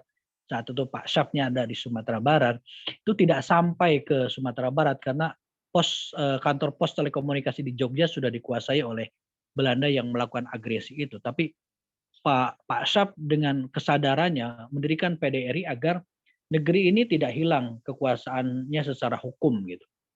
Nah, ada satu kisah yang sangat luar biasa bahwa perjuangan kurang lebih 3 tahunan itu di PDRI itu Pak Syaf menggendong satu tas besar isinya 29 kg emas, kiriman dari Jogja, dari Bank Indonesia saat itu, entah bank apa waktu itu namanya, untuk modal perjuangan di PDRI. Dan itu hanya beliau yang tahu 2,5 tahun sampai 3 tahun perjuangan itu, kawan-kawan seperjuangannya tidak pernah tahu bahwa isi tas itu adalah emas-emas batangan seberat 29 kg. Dan itu dikisahkan setelah beliau menyerahkan emas itu kembali kepada Bung Karno dan Bung Hatta ketika mereka dibebaskan kembali oleh Belanda gitu, memimpin kembali pemerintahan dari Jogja lalu pindah ke Jakarta. Betapa amanahnya itu gitu. Bayangkan kalau kita, maksudnya kalau orang lain yang diamanahi 29 kg emas itu mungkin barangkali kita ambillah sebatang gitu. Nah, orang toh nggak akan kehilangan gitu kalau diambil sebatang emas itu gitu. Tapi beliau kembalikan utuh emas batangan itu. Dan beliau kembalikan kekuasaan itu gitu kepada Soekarno Hatta gitu. Yang terakhir adalah Wali Songo. Wali Songo ini satu bagian dari sekian banyak bagian komunitas-komunitas dakwah, para pejuang dakwah di Nusantara, Wali Songo ini. Jadi beliau-beliau ini, 9 wali ini, 9 dai ini bukan satu-satunya para penyebar dakwah di tanah Jawa gitu. Tapi memang dalam catatan sejarah beliau ini paling disebut-sebut, paling terkenal. 9 wali ini. Yang pasti ada banyak sekali para penyeru dakwah, penyebar dakwah Islam di Nusantara gitu. Satu catatan yang penting terkait Wali Songo ini adalah banyak sekali pengaburan sejarah. Ini saya kira juga bagian dari akibat kolonialisme. Jadi Wali Songo itu oleh penjajah dibuat kisah-kisahnya, dongeng-dongengnya mistik gitu. Yang ada wali yang bertapa di pinggir sungai gitu. Ada wali yang puasa mati geni gitu. Ada wali yang katanya sekali masuk ke satu ruangan tiba-tiba udah ada di depan Ka'bah. Ada wali yang kebal senjata, wali yang bisa berjalan di atas air, wali yang bisa berpindah tempat begitu saja. Ada wali yang mengubah pohon jadi emas. Nah, jelas ini fakta sebenarnya tidak pernah terjadi gitu. Tentu saja ada istilahnya selain mukjizat untuk para nabi dan rasul, ada keberkahan-keberkahan yang diberikan kepada para wali Allah.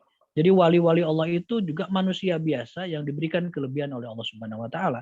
Bukan kebal senjata, bukan bisa terbang, bukan bisa melayang, bukan. Itu wali-wali yang nggak benar gitu. Seperti yang sekarang musim wali kutub lah, wali inilah dan wali-wali yang lain gitu.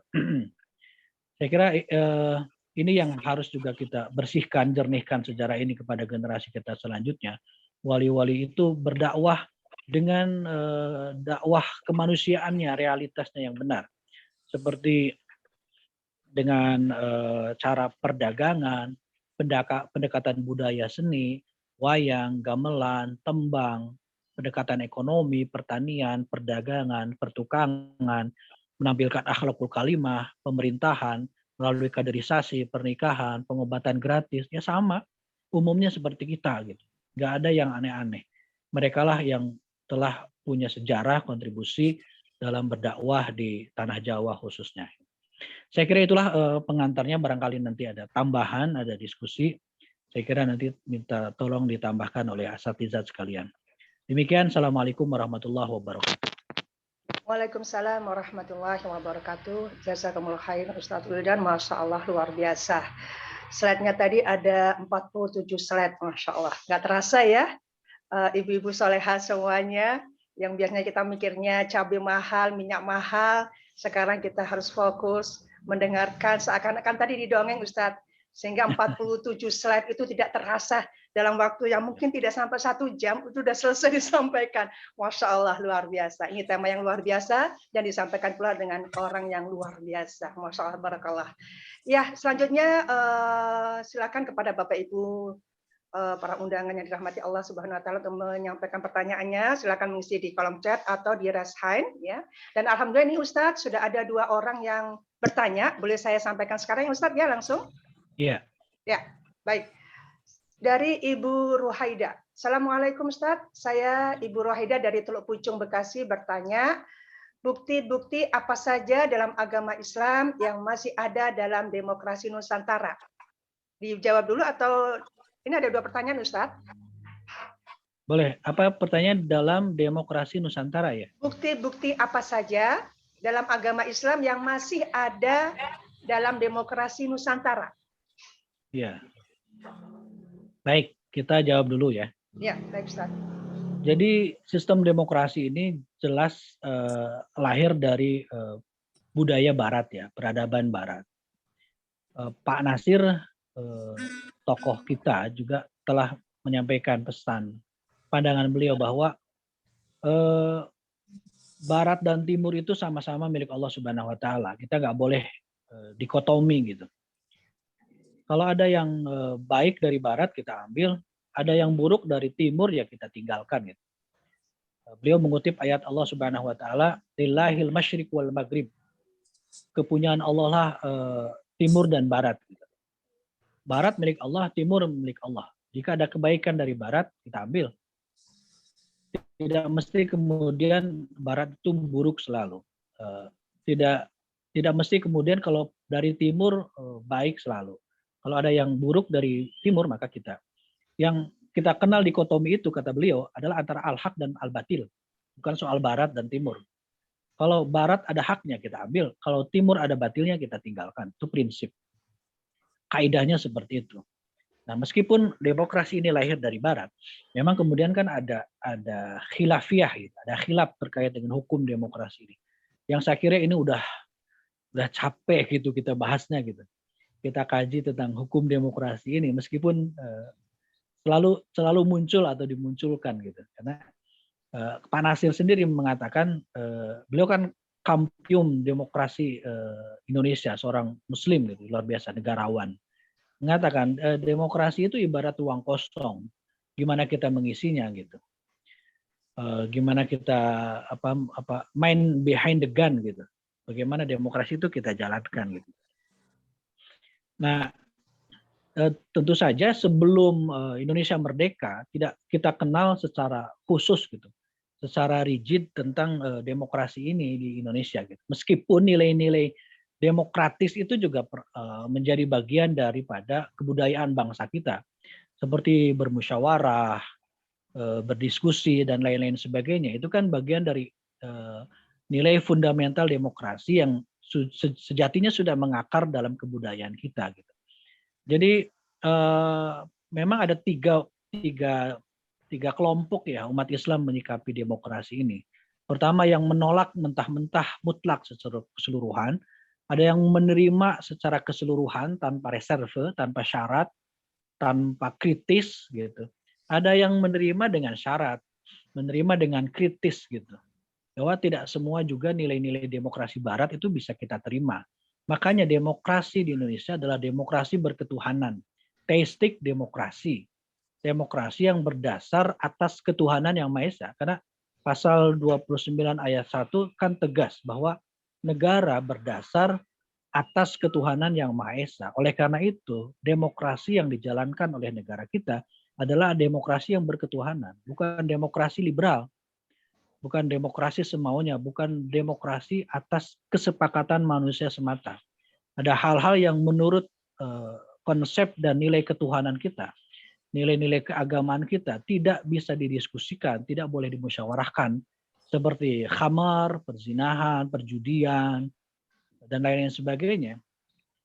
Itu sesuatu yang tidak perlu dimusyawarahkan lagi. Bahkan dengan demokrasi itu harus disepakati. Maka seperti di Aceh yang konunnya adalah syariat Islam, partai-partai non-Islam gitu, partai-partai sekuler itu berbicaranya bukan lagi soal bagaimana legalisasi perzinahan, legalisasi perjudian, tapi semua partai yang ada di Aceh mestinya berbicaranya adalah bagaimana agar perzinahan itu nggak ada, perjudian itu nggak ada, khamr itu nggak ada. Itu bicaranya itu kalau syariat Islam dijadikan pegangan.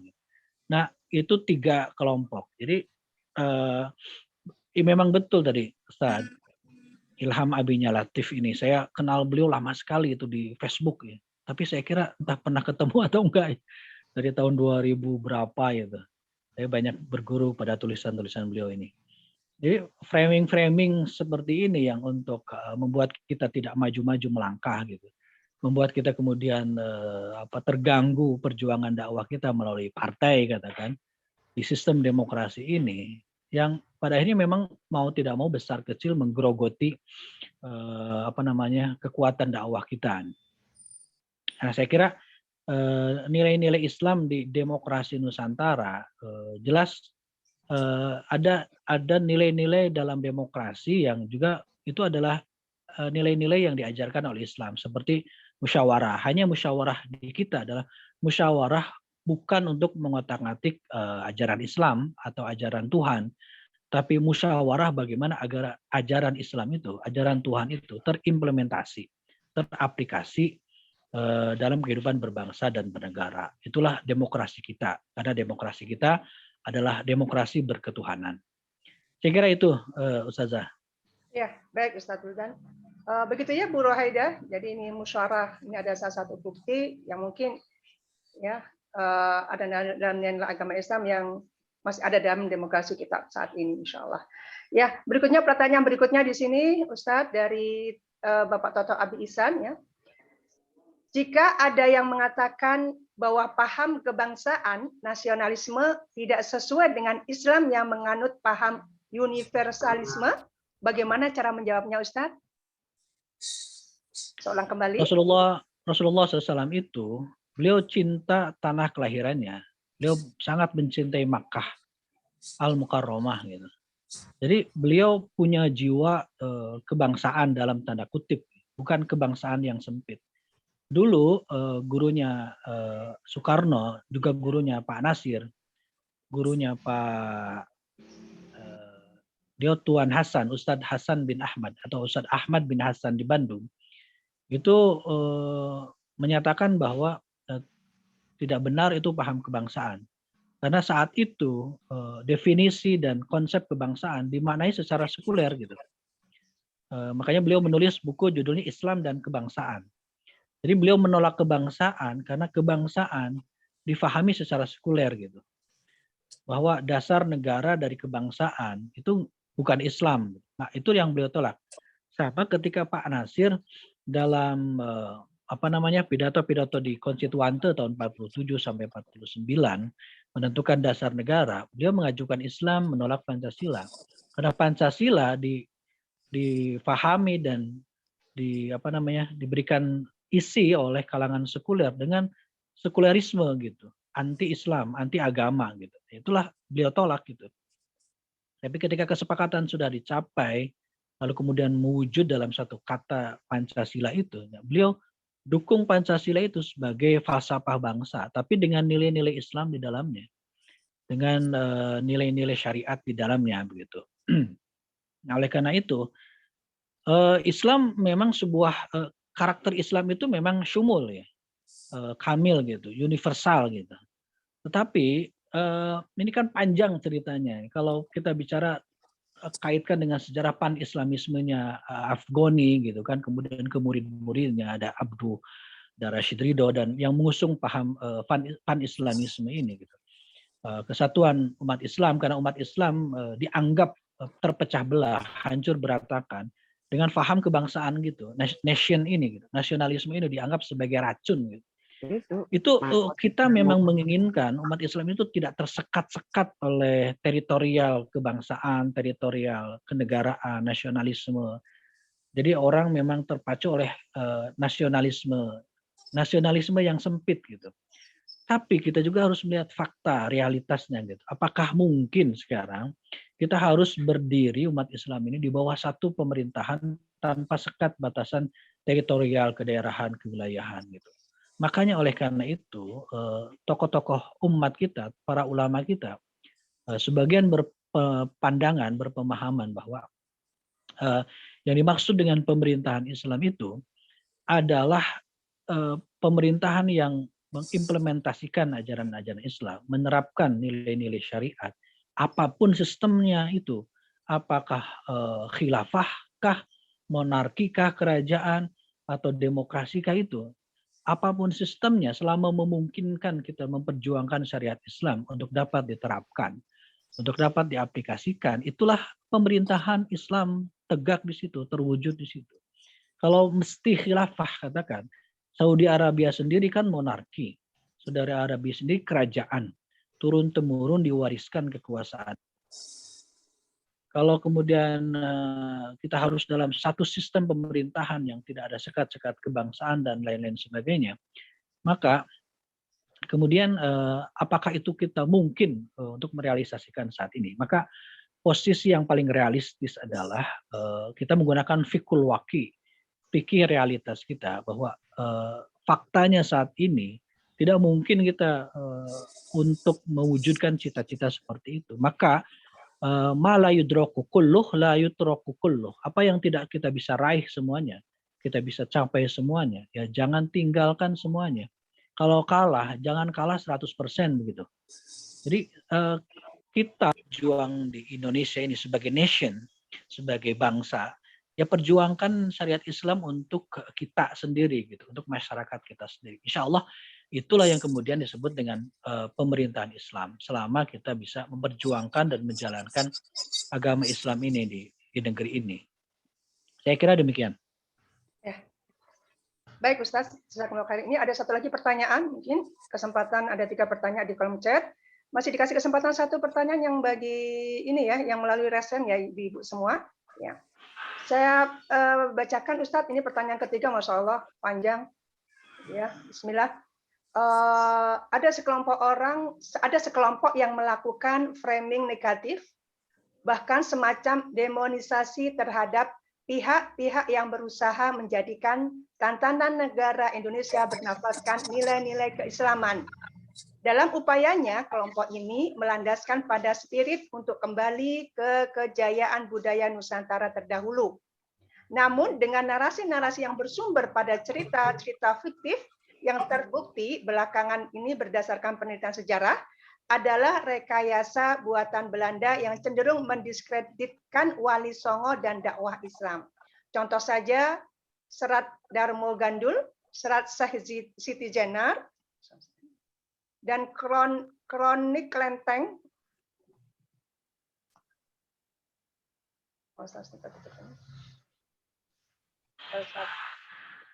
Ini aku agak hang nih.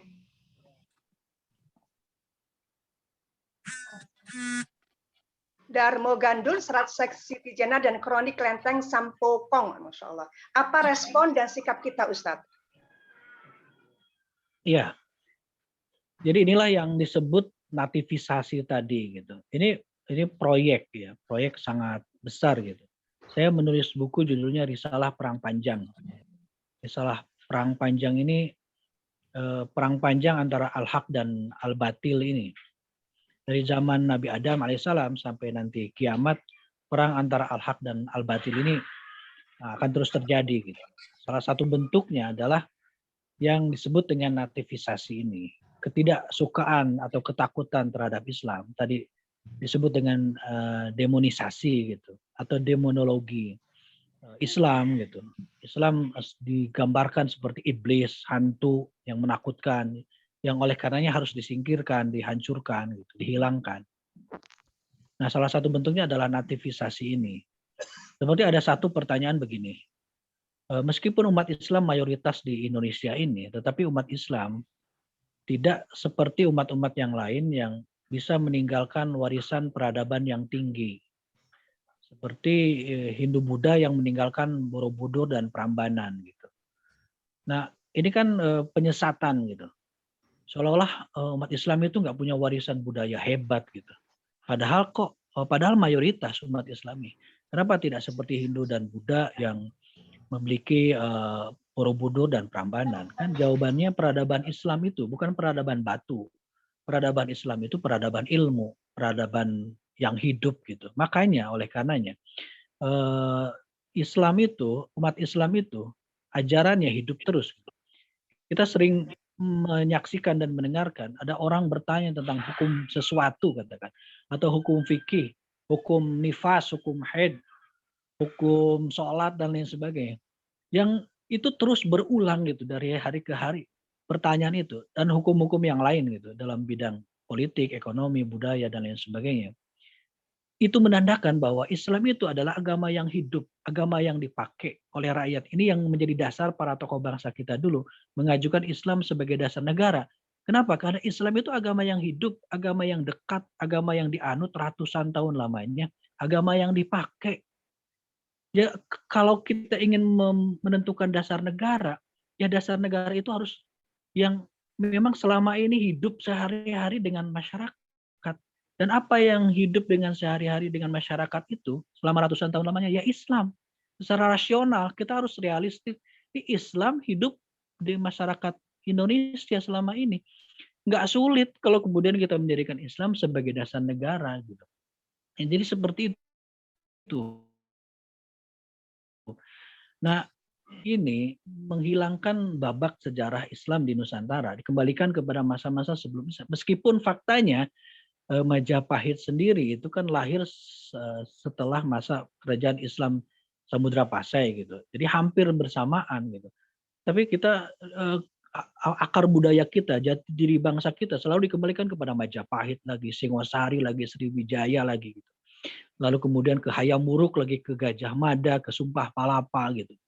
Padahal tidak kurang hebatnya Raden Fatah gitu, Sultan Demak, kemudian Sultan Hasanuddin dan sultan-sultan yang lain yang amat sangat luar biasa. Inilah yang kata Pak Nasir, kalau tafsir sejarah yang berbeda itu nggak masalah kata beliau. Tinggal kita duduk bareng untuk menguji validitasnya. Gitu.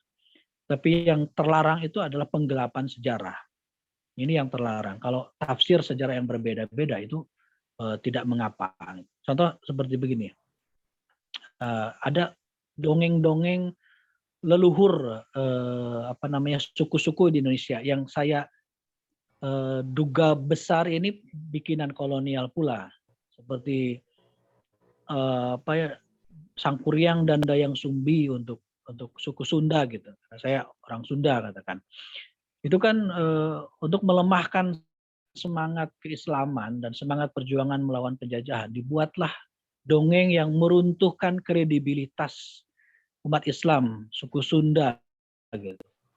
Umat Islam itu ternyata nenek moyangnya itu mistik, klinik, kemudian menggunakan bantuan jin, syirik, lalu kemudian juga hampir incest gitu. Ada anak jatuh cinta secara seksual gitu kepada ibunya sendiri, mau nikah sama ibunya sendiri gitu. Kisah Sangkuriang dan Dayang Sumbi kan begitu. Nah, ini kan membuat kita jadi tidak percaya diri, jadi malu sebagai muslim gitu. Karena ternyata nenek moyang kita kayak begitu toh. Nah, lalu kemudian mengendurlah semangat perlawanan kita terhadap penjajahan. Nah, ini hal-hal yang seperti ini akan terus digunakan oleh pihak-pihak yang tidak menyukai Islam. Sehingga mereka berupaya melakukan segala proyek untuk melemahkan posisi Islam ini. Di antaranya adalah membuat kita umat Islam atau khusus generasi muda Islam tidak percaya diri, tidak pede dengan keislamannya gitu, malu mengaku Muslim, malu memperjuangkan syariat Islam, malu. Kan kita kadang mungkin ditanya kalau mau jadi pejabat ya, Bapak kalau jadi bupati, jadi gubernur, karena dari partai Islam, apakah Bapak akan menerapkan syariat Islam gitu?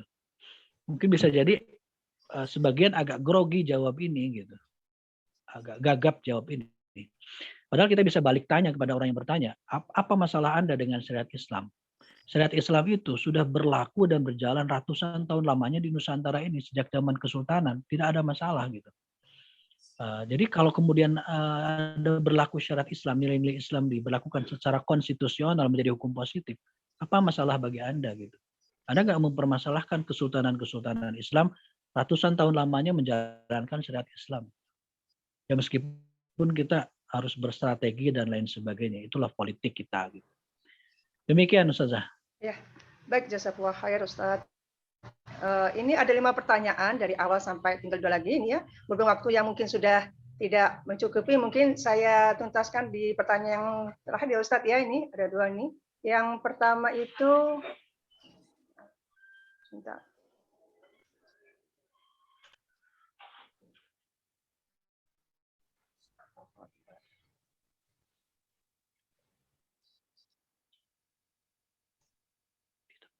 Mungkin yang terlihat di laptop saya saja dulu Ustadz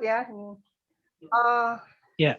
Bagaimana pendapat Ustadz mengenai pendapat bahwa kebangkitan Islam akhir zaman dimulai dari Nusantara?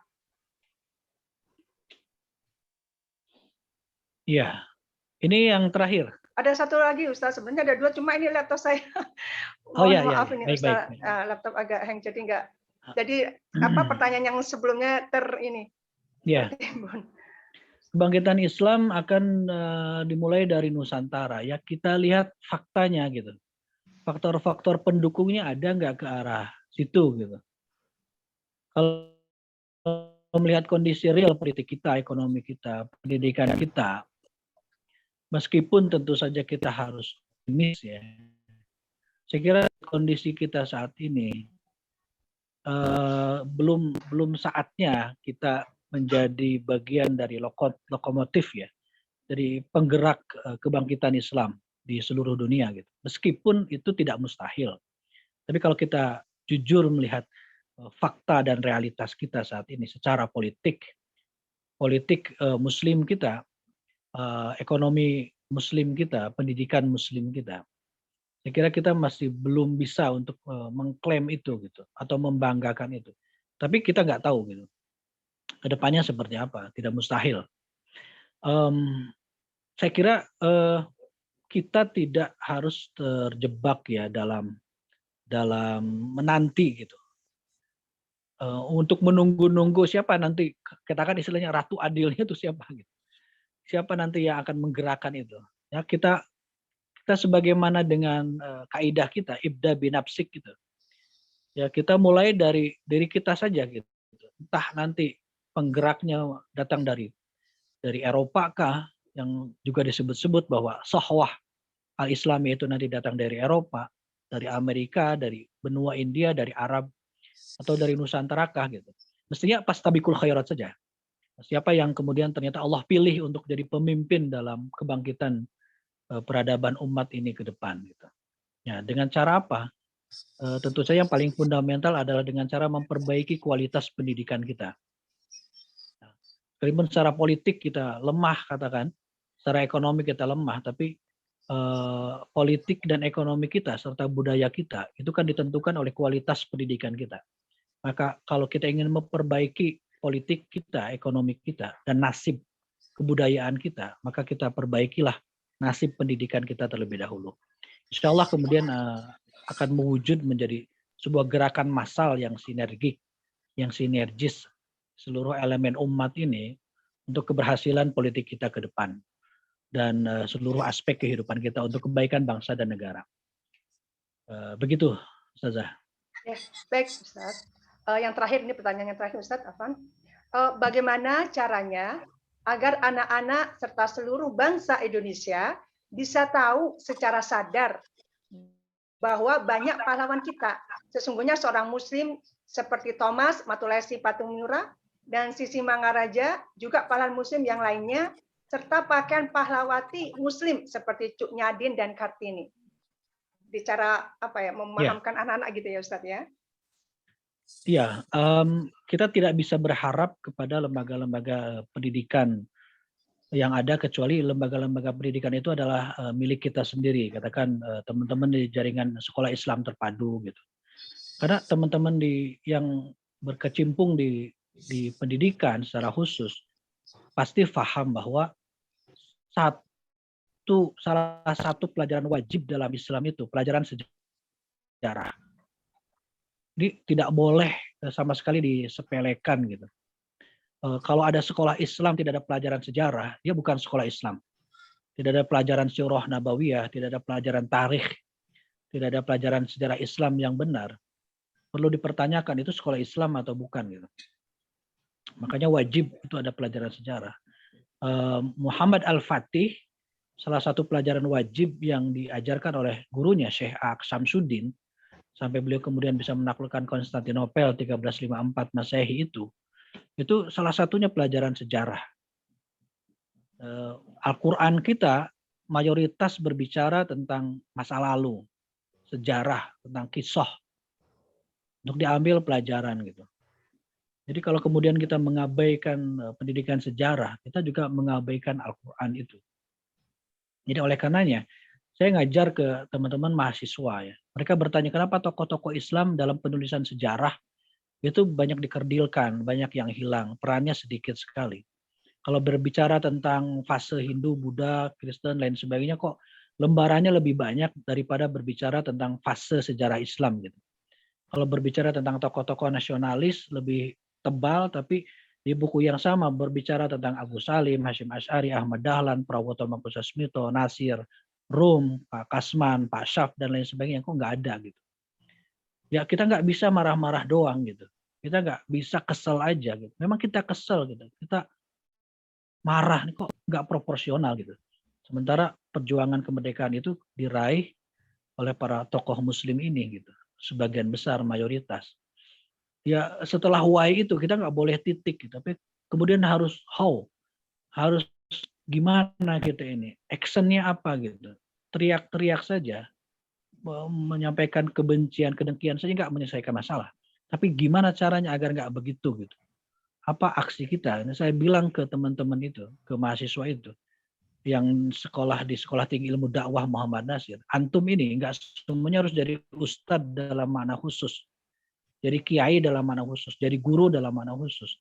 Tapi antum sebagai dai juga harus ada yang jadi Menteri Pendidikan dan Kebudayaan, agar penulisan sejarah pahlawan kita jadi benar, jadi lurus. Harus ada di antara antum yang jadi menteri, yang jadi presiden, yang jadi jenderal gitu. Yang kemudian jenderal dengan keislaman yang benar, jenderal yang dai gitu. Dulu ada jenderal namanya Dai Bakhtiar, saya nggak tahu sejarahnya.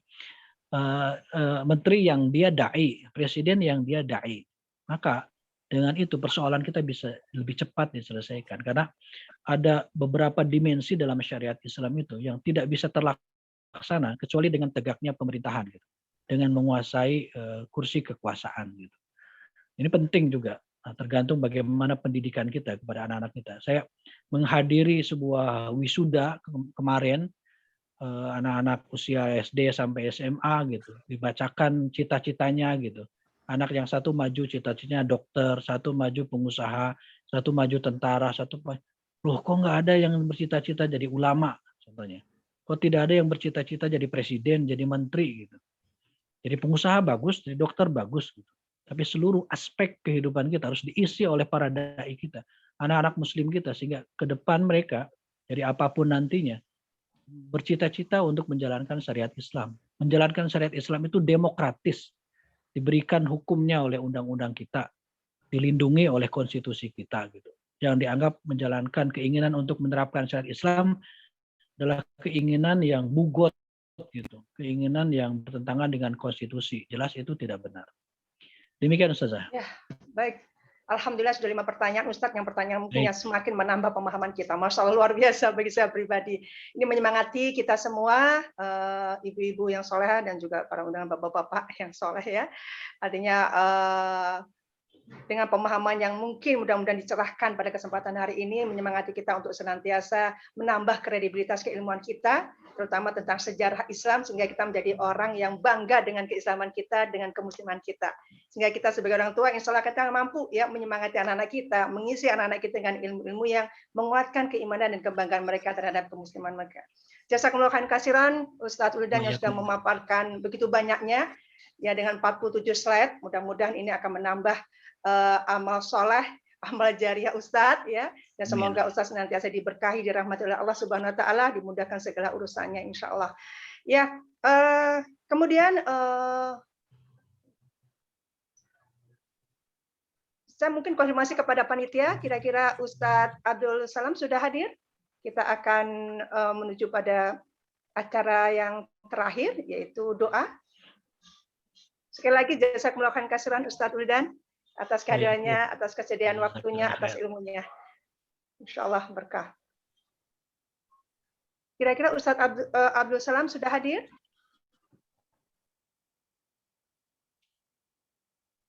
Baik, karena waktu sudah hampir menjelang duhur, mohon izin mungkin Ustadz Wildan yang menutup doa dalam kajian kita pagi hari menuju siang hari ini, Ustadz. Jika berkenan. Ada guru saya, Ustadz Ahyar, ada? Oh iya, siap. Nah. Khawatir Ustadz Ahyar ini nggak enak sama Ustadz Wildan. Oh, beliau guru saya, masa nggak enak sama murid? Ya. Baik Ustadz. Yang saya hormati Ustadz Muhammad Ahyar, mungkin mohon kesediaannya untuk menutup kajian kita dengan doa penutup, Ustadz. Tafadhol. Masya Allah. Ustaz Wildan aja lah. Sekalian. Oh jangan. Jangan. Insyaallah. Baik, bismillah. Yang sama-sama kita hormati Ustaz Wildan Hasan. Barakallahu fiik. Jazakumullah khair atas materi yang disampaikan. Mudah-mudahan bisa membuka cakrawala kita, wawasan kita, dan semangat kita untuk terus menjaga keemasan para penyebar dakwah di negeri kita setidaknya insyaallah. Kemudian Ketua BPKK Ibu Hajah Ii Marlina, jazakillah khair, sudah memberikan kesempatan untuk berkolaborasi dengan BPU pada sesi hari ini. Dan Bapak Ibu para satizat sekalian yang rahmatullah subhanahu wa ta'ala, di akhir sesi ini mari kita tundukkan hati kita, kepala kita untuk bermunajat pada Allah subhanahu wa ta'ala. Semoga apa yang kita ikuti sejak pagi tadi hingga menjelang siang ini mendapatkan satu ilmu yang bermanfaat yang kelak bisa menjadi pendorong untuk diri kita terus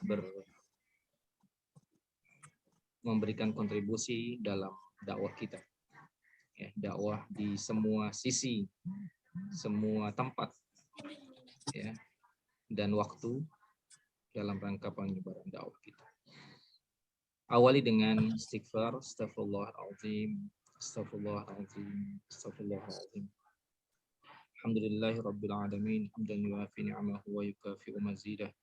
Ya Rabbana lakal hamdu kama yanbaghi li jalali wajhika wa 'azimi sultanik. Allahumma salli ala sayyidina Muhammad wa ala alihi wa sahbihi ajma'in. Allahumma ighfir lil muslimina wal muslimat wal mu'minina wal mu'minat al ahya'u minhum wal amwat innaka sami'un qaribun mujibud da'wat ya qadiyal hajat. Allahumma arinal haqqa haqqan warzuqna ittiba'ah wa arinal batila batila warzuqna ijtinabah. Allahumma ansuril Islam wal muslimin. Allahumma a'izzal Islam wal muslimin wa ahlikal kafar wal musyrikin wa dammir a'da ad-din. Allahumma aminna fi durina wa aslih wala umurina waj'al Allahumma walayatana fi khafik. Allahumma ighfir lil muslimin wal muslimat. Allahumma adfa'anna al-bala wal waba wa zina wa zalzala wal mihan wa su'al fitan ma zahara minha wa ma batan wa min burril muslimina 'amah. Rabbana atina fid dunya hasanah wa fil akhirati hasanah wa qina adzaban nar. Sallallahu ala sayyidina Muhammadin wa ala alihi wa sahbihi wa barik wasallam. Walhamdulillahi rabbil alamin. Bismillahirrahmanirrahim. Jazakumullah khairan katsiran Ustadz Muhammad Ahyar. Baik, jalan-jalan ke Jati Asih dari pagi hingga siang. Kami sangat berterima kasih bagi Bapak Ibu yang bersama-sama kami di kajian Kasturi pagi hari ini. Mari kita tutup dengan doa penutup majelis. Subhanakallahumma wa bihamdika asyhadu an la ilaha illa anta astaghfiruka wa atubu ilaik. Assalamualaikum warahmatullahi wabarakatuh. Waalaikumsalam. Waalaikumsalam warahmatullahi wabarakatuh. Jazakumullah khair Ustaz Wildan, hatur nuhun. Hatur nuhun sami-sami, jazakumullah khair. Terima kasih. Sekilas Ustazah Ii. Ya. Sudah Pamit hadir. dulu. Ditunggu di DPD Ustaz Wildan. Masya Allah. Siapin duren sama Ustadz Ahyar. Insyaallah. Iya, siap. Siap, Gampang. Baik. Baik, saya mohon izin Sehat-sehat duluan. semuanya. Ya, silakan Ustaz. Ya, silakan Jazakallah Ustaz. khair. Jazakallah khair. Bunda-bunda Ustazah Insyaallah. silakan. Pamit Bu I dan tim. Assalamualaikum. Ya. Waalaikumsalam warahmatullahi Jazakumullah khair Ustaz. Waalaikumsalam warahmatullahi ya. Izin lab ya, Ustazah. Ya, silahkan Bunda. Bunda Yeti, iya silahkan Bunda. Ya.